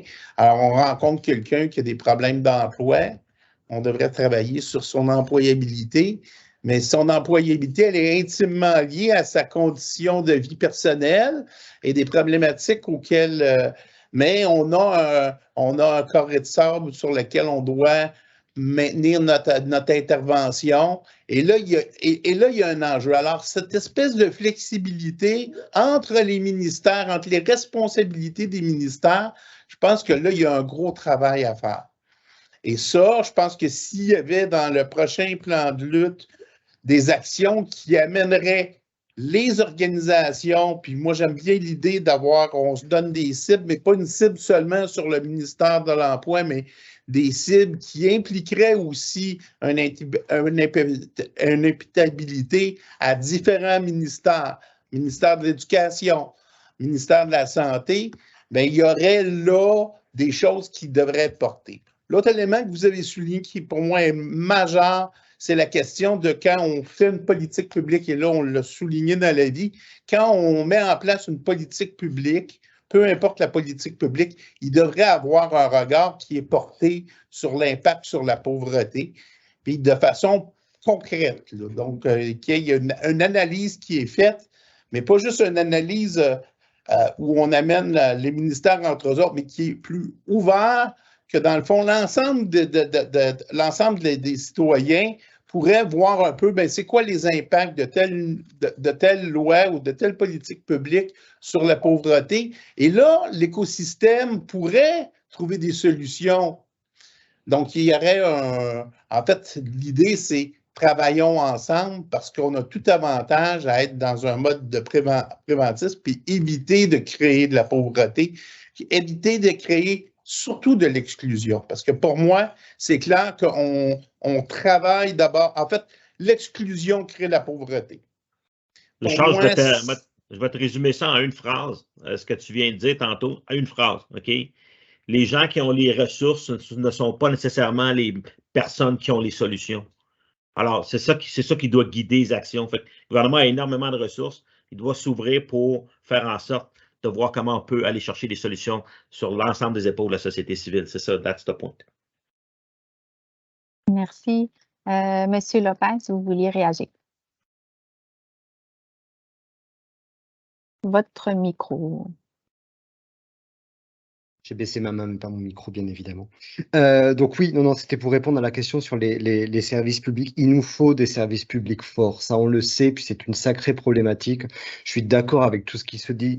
Il nous faut un continuum de services qui ne s'arrête pas, sans bris de service, et qui suivent une personne tout au long de sa vie, peu importe ses besoins, que les gens se parlent. Puis, dans les dernières années, au Québec, on a vécu des réformes, moi je vais parler pour le réseau de la santé, mais on a vécu des réformes qui étaient pas spécialement propices au fait que ce continuum de services puisse se faire là et au fait que le lien de confiance qui lie une intervenante ou un intervenant, peu importe son rôle avec une famille, il n'a pas pu se faire. Créer des mégastructures pour du service de santé et mettre de côté le pouvoir qu'avaient les CLSC avec des services de proximité, faut qu'on revienne à ça parce qu'on est dans une société qui va de plus en plus vite, qui est de plus en plus grande, où les gens se sentent perdus et les plus vulnérables se sentent de plus en plus perdus et c'est tout à fait normal au regard de ce qu'on vit. Il faut qu'il y ait des gens de proximité sur lesquels ils vont pouvoir s'appuyer dans leur communauté. J'ai vu passer un commentaire dans le chat sur le fait de ne pas oublier le rôle des municipalités là-dedans, mais c'est pareil, il faut qu'on revienne à un niveau et à un filet de sécurité et de soutien qui soit vraiment à taille humaine, avec une vision holistique où ton intervenant, tu sais qu'il va parler à d'autres, qui vont pouvoir t'aider dans ton cheminement et dans ton parcours de vie, et non pas de survie, comme le disait Nathalie tout à l'heure. Donc ça, faut vraiment que les politiques, puis parce que c'est eux, effectivement, en ce moment, qui ont les pouvoirs de financement, je vais dire. Il nous faut du financement, il nous faut une meilleure répartition du financement. J'adore le fait que dans votre avis, vous finissiez sur le fait de dire, puis vous reprenez les mots de l'Association de santé publique du Québec, mais l'OMS préconise un 5% du budget en prévention. On est à 2,5, 2,8, je ne sais plus exactement là pour le Québec. Et en moyenne, au Canada, c'est 5,5. On a du travail à faire. Puis l'argent, il est peut-être mis ailleurs pour l'instant, mais il faut qu'on le recentre sur vraiment quelque chose qui agit en prévention parce qu'on sait que c'est la clé. C'est pas vendeur sur des gouvernements à 4 ans d'investir en prévention. Monsieur Pinard l'a dit, je suis complètement d'accord. Faut avoir une vision à plus long terme qui soit pas que dans les mains des gouvernements et de ceux qui ont les finances, mais qui soit interministériel où chacun en fait a son mot à dire là-dedans. Pour retrouver des services publics forts, il va nous falloir ça, véritablement. Merci beaucoup, M. Lopez. Est-ce que Mme Giguère, vous vouliez réagir? Oui, je voulais justement rajouter aussi que quand le programme Logement d'abord est arrivé à Québec pour aider les personnes itinérantes, c'est un programme qui est arrivé du fédéral et vous ne pouvez pas imaginer toute l'énergie qu'on a dû mettre pour mettre ça en place alors que il n'y avait rien d'arrimé avec Québec.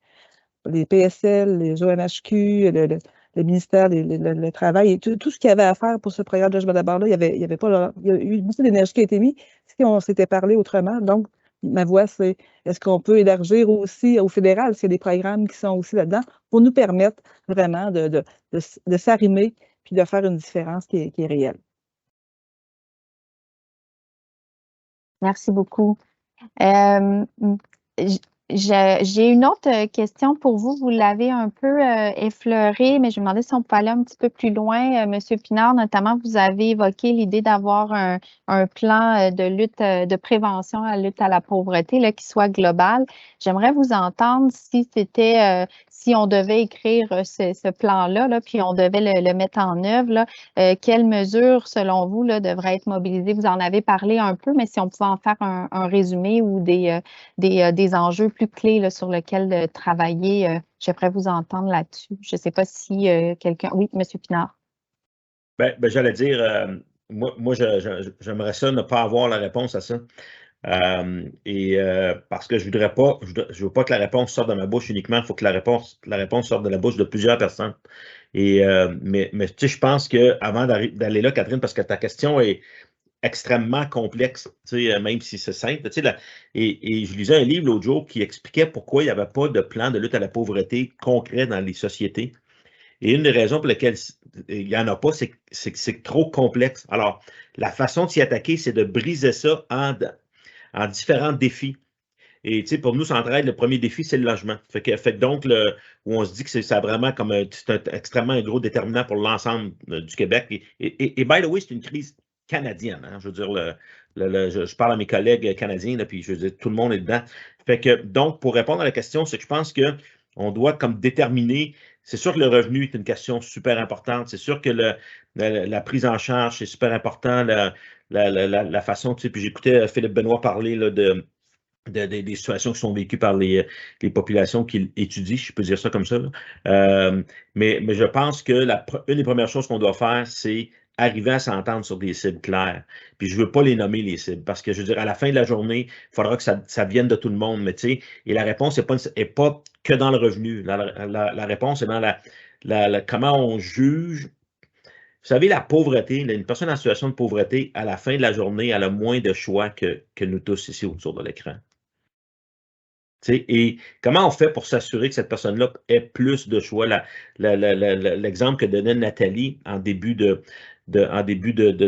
tantôt d'atelier, cette personne-là n'a pas énormément de choix. On lui donne les choix qu'elle a.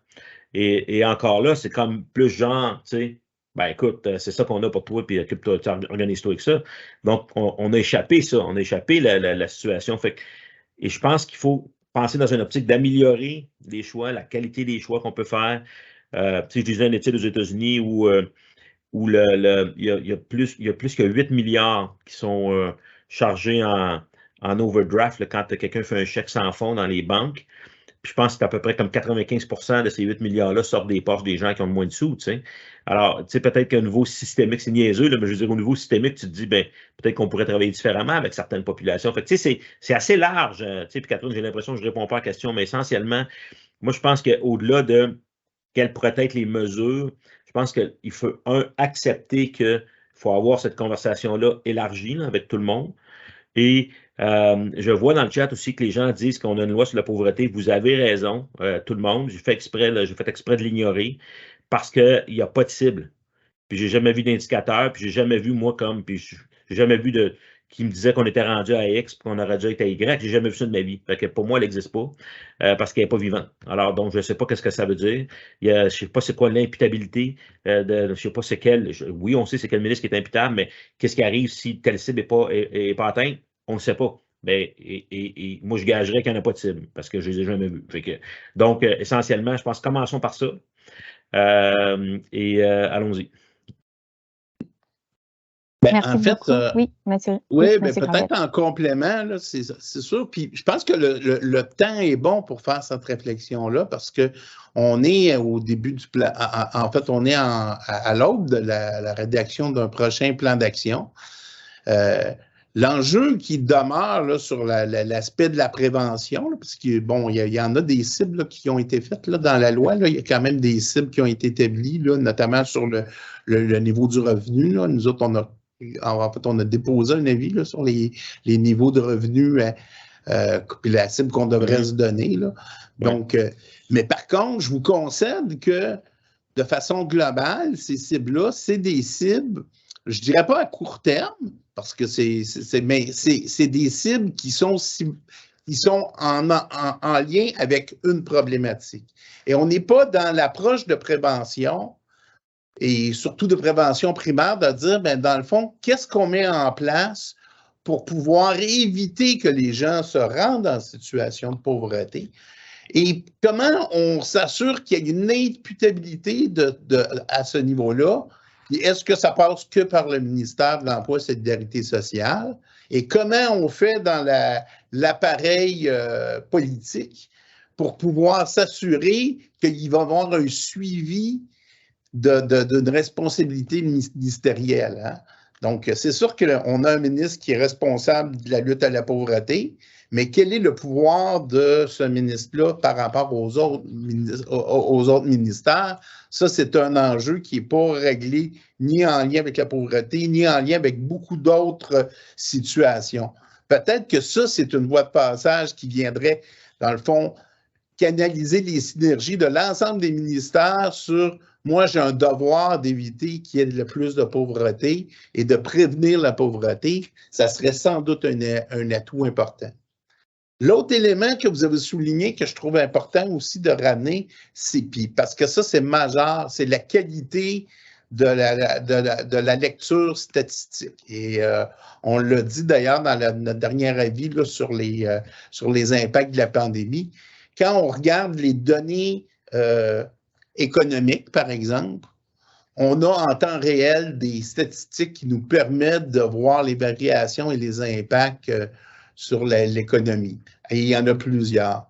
Quand on regarde dans les dossiers par rapport à la pauvreté, bien, il y a beaucoup de zones d'ombre qui ne sont pas vues par les statistiques et c'est des statistiques qui sont toujours a posteriori. Puis quand on dit a posteriori avec Statistique Canada, c'est à grand posteriori. Et là, il y a un enjeu parce que si on veut être agile, puis notamment dans une société qui évolue de façon de plus en plus rapide, bien, il faut qu'on soit capable de voir comment le portrait réagit, parce que sinon, effectivement, là, c'est les données qu'on a, c'est les données les plus récentes, et sinon, ça ne veut pas nécessairement dire que c'est des données récentes.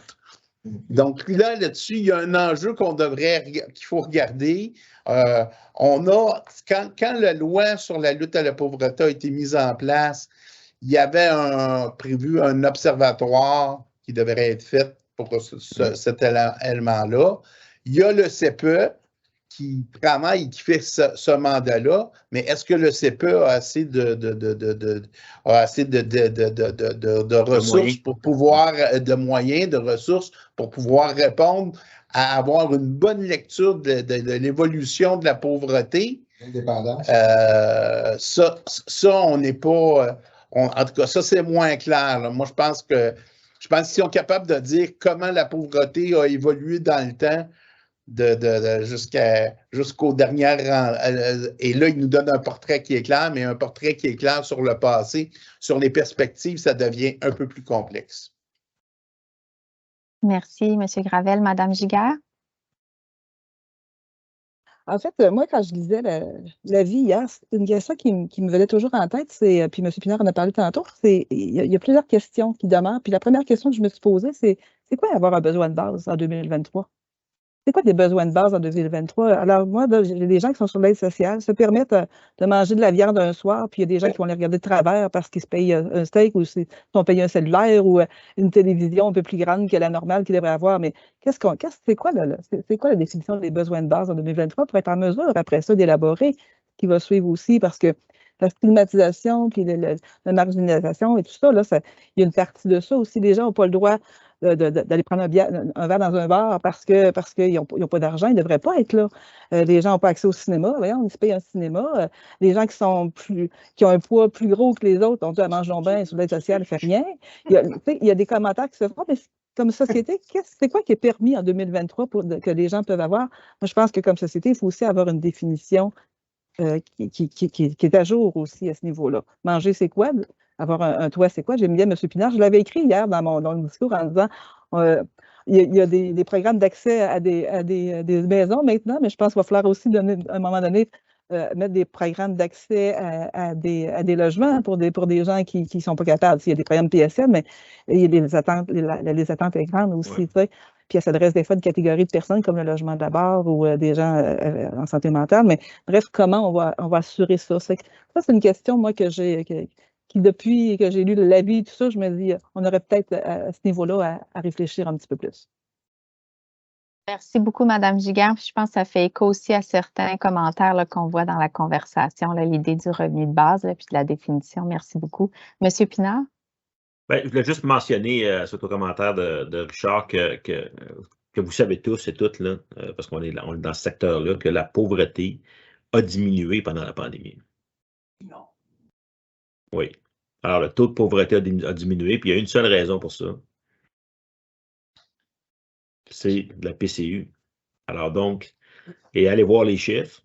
Et c'est super important à étudier par regarder, mais une grande partie de la population qui était en situation de vulnérabilité est sortie de la pauvreté pendant un bout de temps parce qu'il y avait un revenu garanti.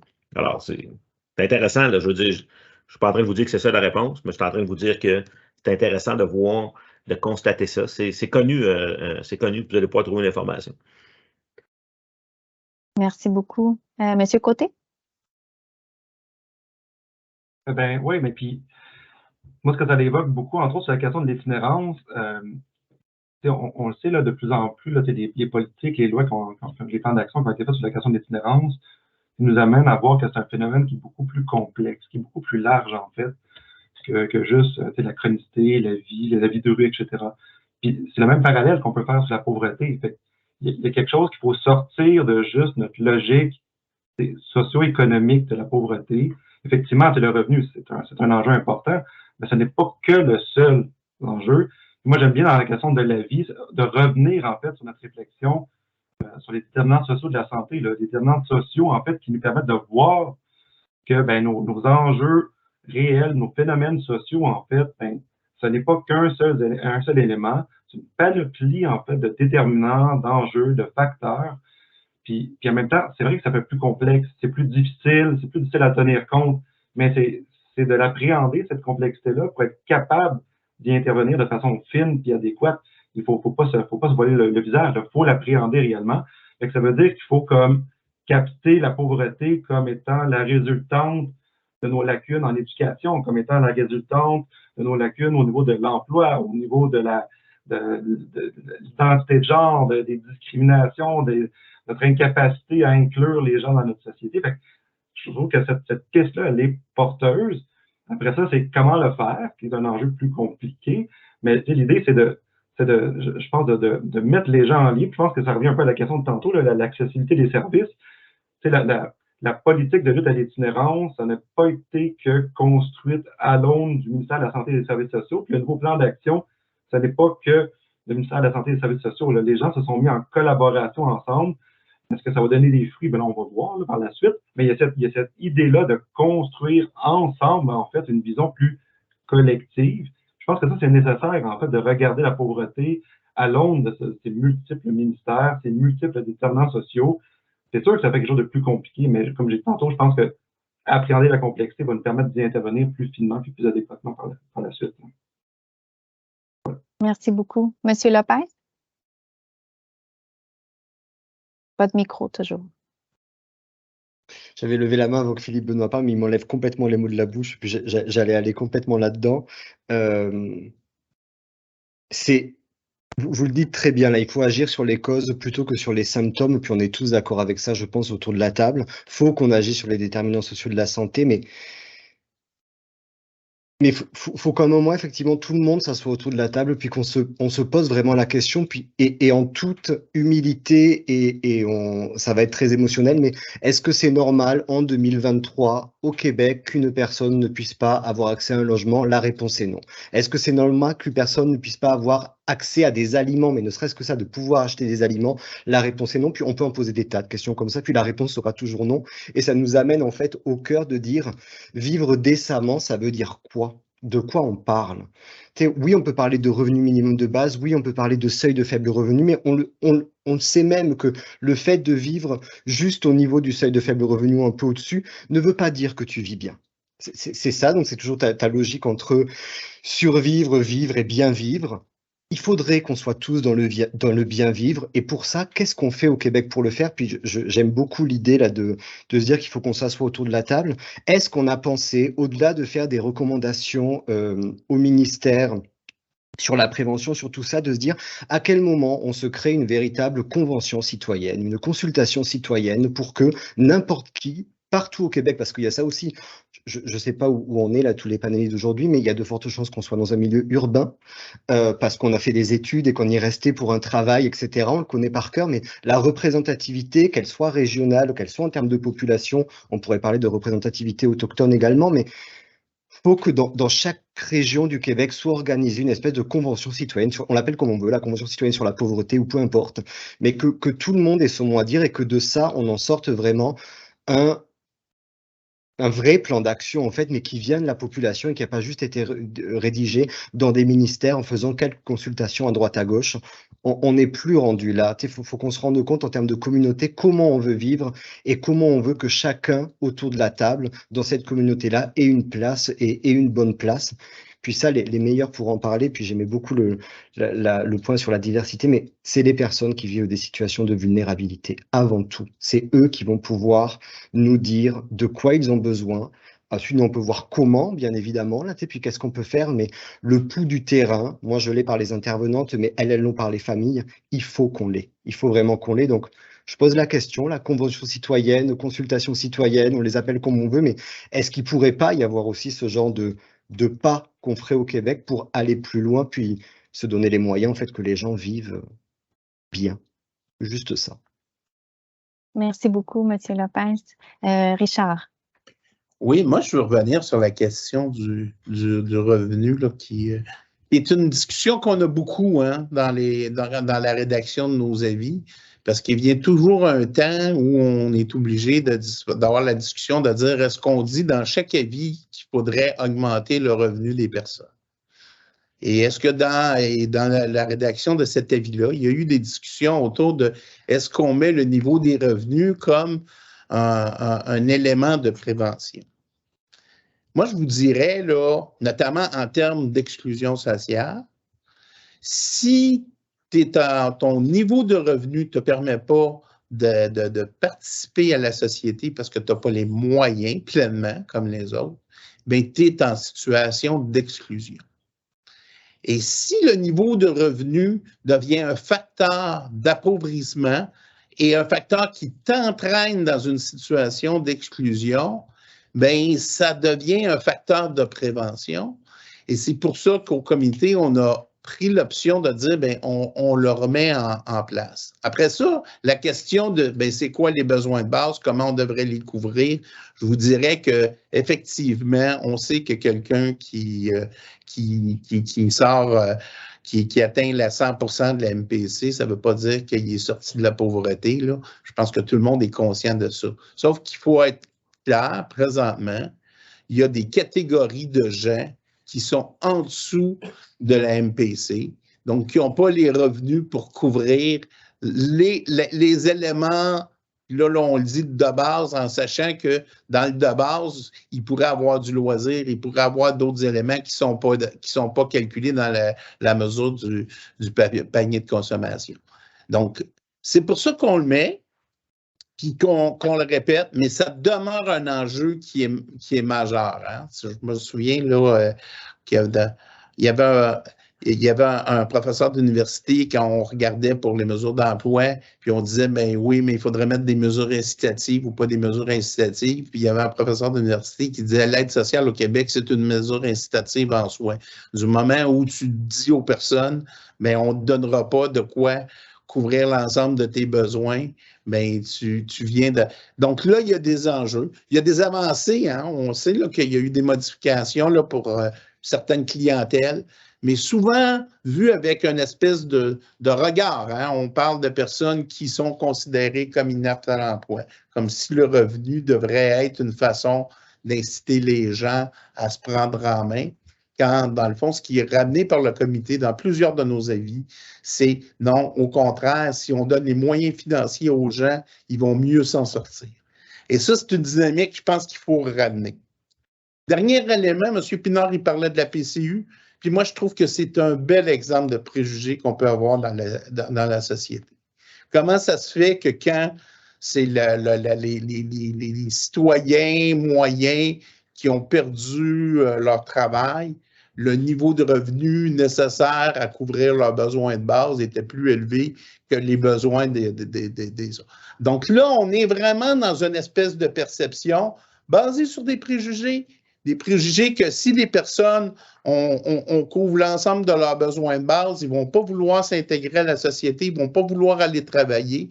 Je pense que ça, c'est vraiment une lecture qu'il faut travailler pour le modifier à long terme, parce que sinon, et c'est ça de la prévention. Et c'est dans ce sens-là qu'on dit, ben, le niveau de revenu, il devient un élément de prévention.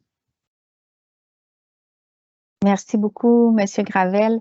Je vous amènerai peut-être sur une dernière question là, avant de conclure là, puis de discuter un peu de l'avis de notre avis. On a moins évoqué là, la question des groupes communautaires là, qui sont au cœur. Souvent, on a entendu beaucoup là, pendant la pandémie là, que les organismes communautaires étaient un peu le dernier filet là, pour s'assurer que les personnes que les personnes les plus vulnérables ne soient pas dans une vulnérabilité accrue. Toute la question de la main-d'œuvre, les organismes communautaires, ils sont très touchés. Puis, je m'inspire d'une question de Mme Dib qui était dans la conversation. Est-ce que c'est un aspect aussi sur lequel on a besoin de s'appuyer dans une perspective de lutte à la pauvreté?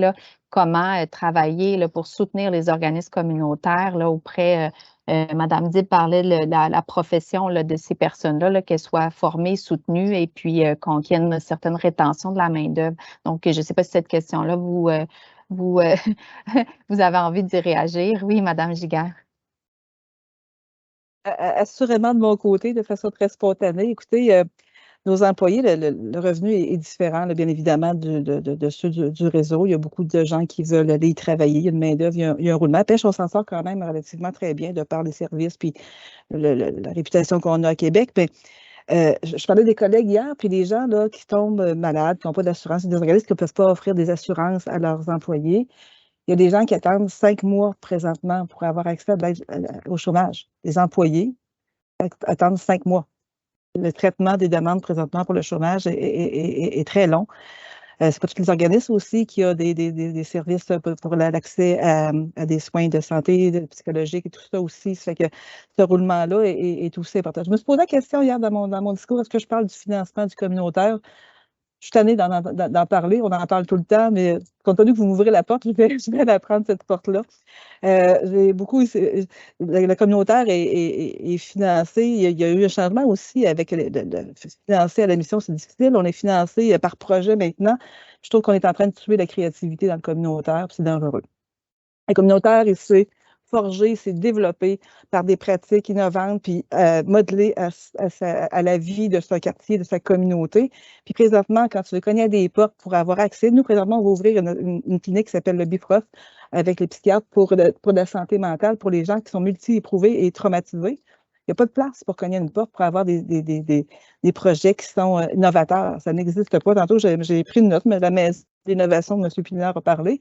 Je ne sais pas si ça existe pour Québec à quelque part, ça, mais on cogne à différentes portes pour avoir cet accès à du financement parce que nos gens de la rue, ils sont multi-éprouvés, ils sont multi-éprouvés. Ils sont multi-traumatisés, je veux dire. Ils sont éprouvés. Ils sont traumatisés beaucoup. Ils ont vécu des traumatismes très importants. Être dans la rue, c'est un traumatisme. Ils ont vécu des situations de vie familiale pénibles, des soins de santé qui ont été traumatisantes à certains égards, qui ont été obligés d'être hospitalisés selon leur gré, des gens qui ont été aussi en milieu carcéral de par leur santé mentale, mais qui ont vécu d'autres choses.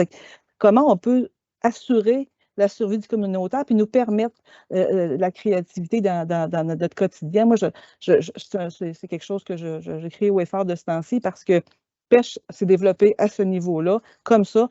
Puis présentement, on y va par projet. On décide, il y a un programme comme ça qui descend, il faut appliquer ce programme-là. Fait que là, on essaye de rentrer ça dans la case pour essayer d'en trouver une petite partie pour aller pour le Bifrost, mais c'est compliqué. Fait que la main-d'œuvre, c'est vrai qu'on entend beaucoup dire que la main-d'œuvre est un peu essoufflée, ça a très impacté. La pandémie a impacté, mais les conditions aussi de pauvreté de nos employés sont aussi préoccupantes. Alors, c'est ce qui fait des fois que les gens veulent aller travailler vers des instances qui sont plus payantes, dont le CIUS, l'OMHQ, etc. C'est ce que je voulais adresser. Merci, Mme Giguère. Monsieur Lopez? Micro.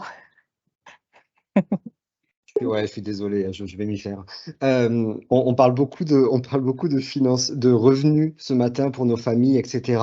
Mais vu qu'on ouvre la porte, je vais prendre en même temps la porte avec Nathalie sur l'importance du financement, puis les organismes communautaires en font partie. On peut pas, il faut absolument arrêter du financement par projet, il faut du financement à la mission.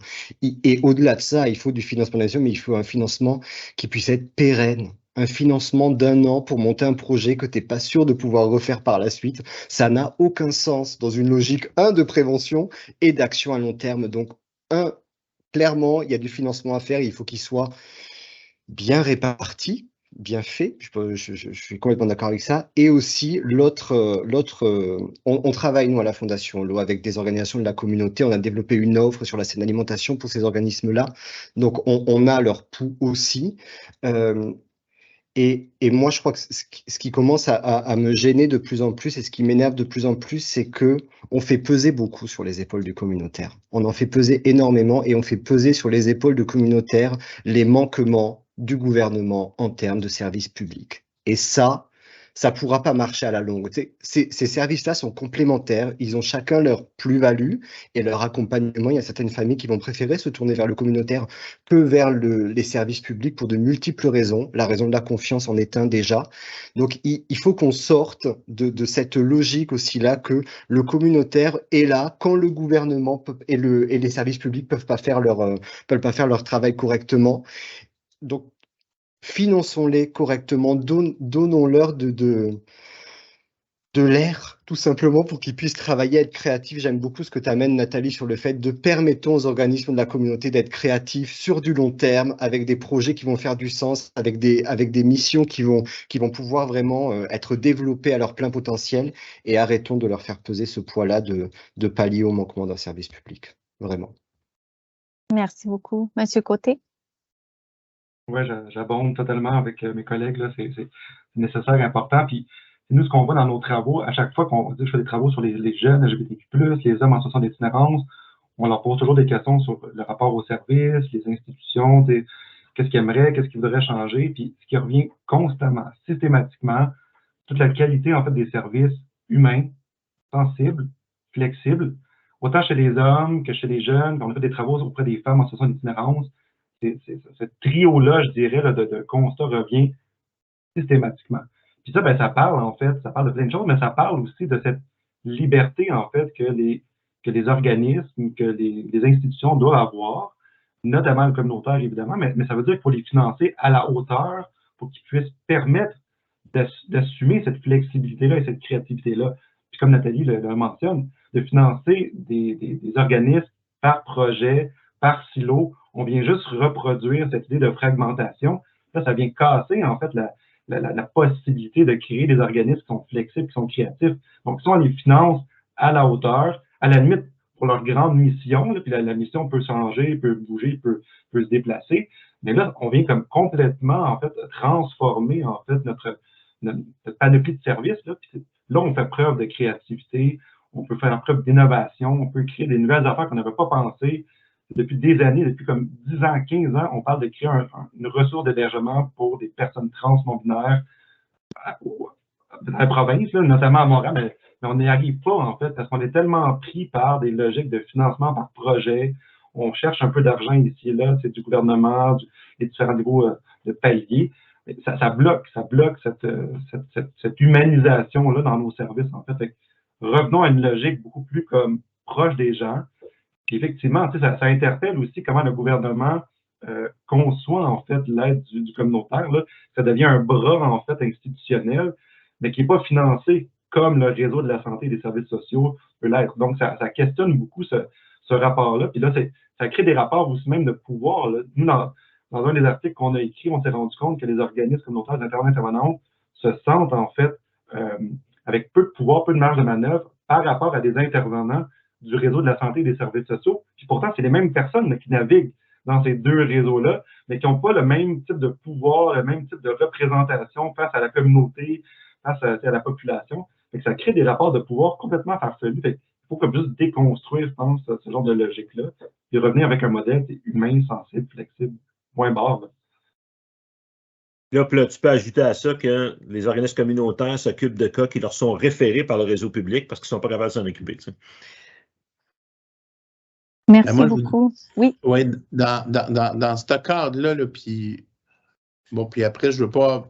C'est sûr que moi, dans ma vie, là, défendre le financement des organismes communautaires, ça fait partie de ma job. Mais je pense qu'il faut je pense qu'il faut se lever au-dessus de ça dans le cadre de.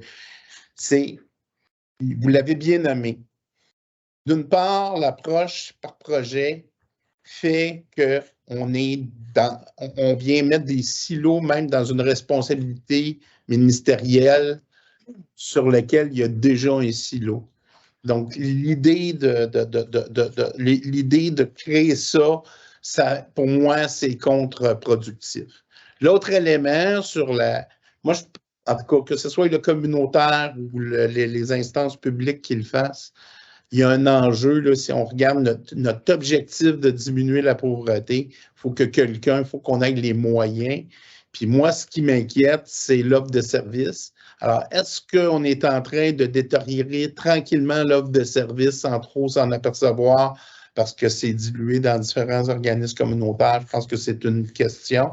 Quel est l'impact de cette dilution-là par rapport à la prévention de la pauvreté, qui les impacte? Je pense que dans le cadre de la prévention, il faut avoir ce regard-là.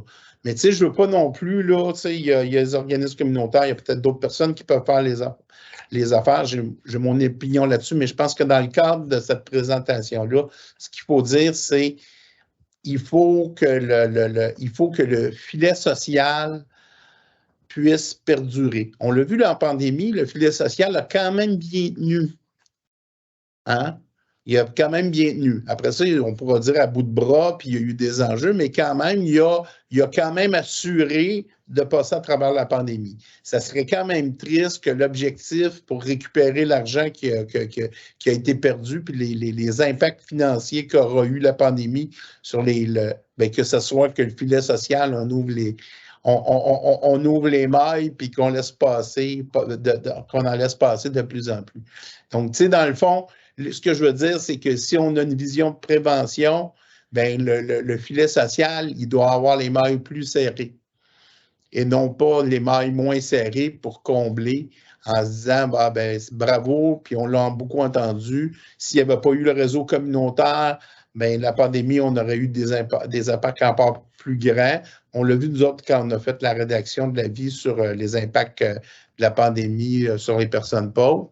Donc, oui, effectivement, les organismes se sont retournés de bord, ils ont été, mais en bout de ligne, c'est est-ce qu'on permet, en fait, peu importe qui le fait puis comment on le finance, mais il faut le financer adéquatement pour donner des services adéquats pour pouvoir lutter contre la pauvreté. Merci beaucoup, Monsieur Gravel. Donc, je vois que le temps file.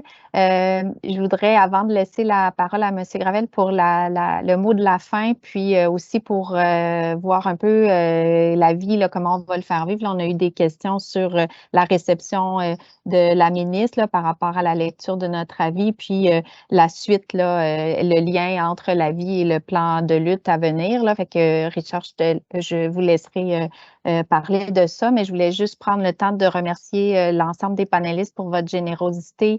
J'ai trouvé que j'espère que l'auditoire a apprécié aussi, mais vous avez été très généreux, là. Puis je trouve qu'il y a beaucoup de pistes, puis on voit qu'on est vraiment dans un changement de paradigme, mais c'est fort inspirant. Merci beaucoup. Donc, M. Gravel, je vous cède la parole. Alors, l'avis a été déposé à la fin, au début du mois de novembre, ou au milieu du mois de novembre, là, donc au moment où la ministre rentrait en poste. On n'a pas eu beaucoup de réactions là, suite à cet avis-là, mais c'est assez, pas assez normal, mais c'est souvent comme ça. C'est par après qu'on voit, dans le fond, les politiques, comment ils évoluent, qu'on voit l'impact de nos avis.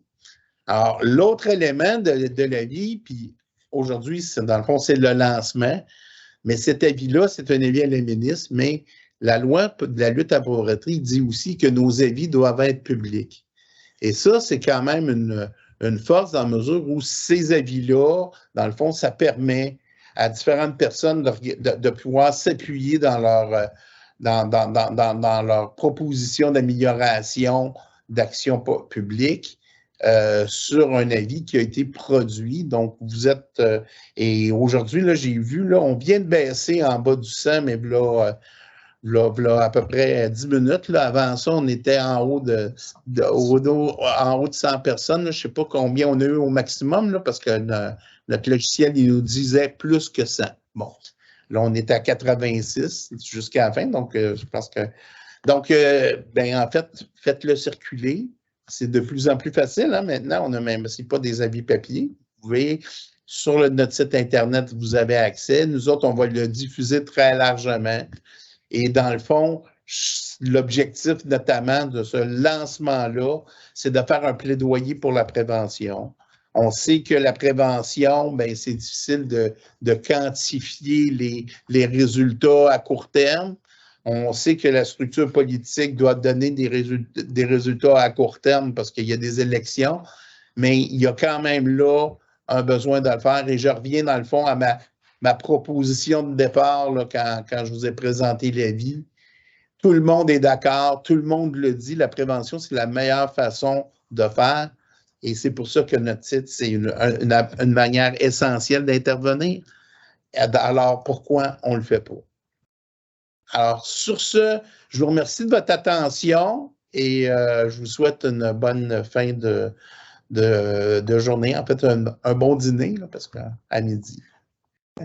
Et je remercie encore les panélistes, là, Mme Giguère, M. Lopez, M. Côté, M. Pinard, pour avoir accepté de se joindre à cette discussion-là qui était fort intéressante de mon point de vue. Merci beaucoup. Bonjour.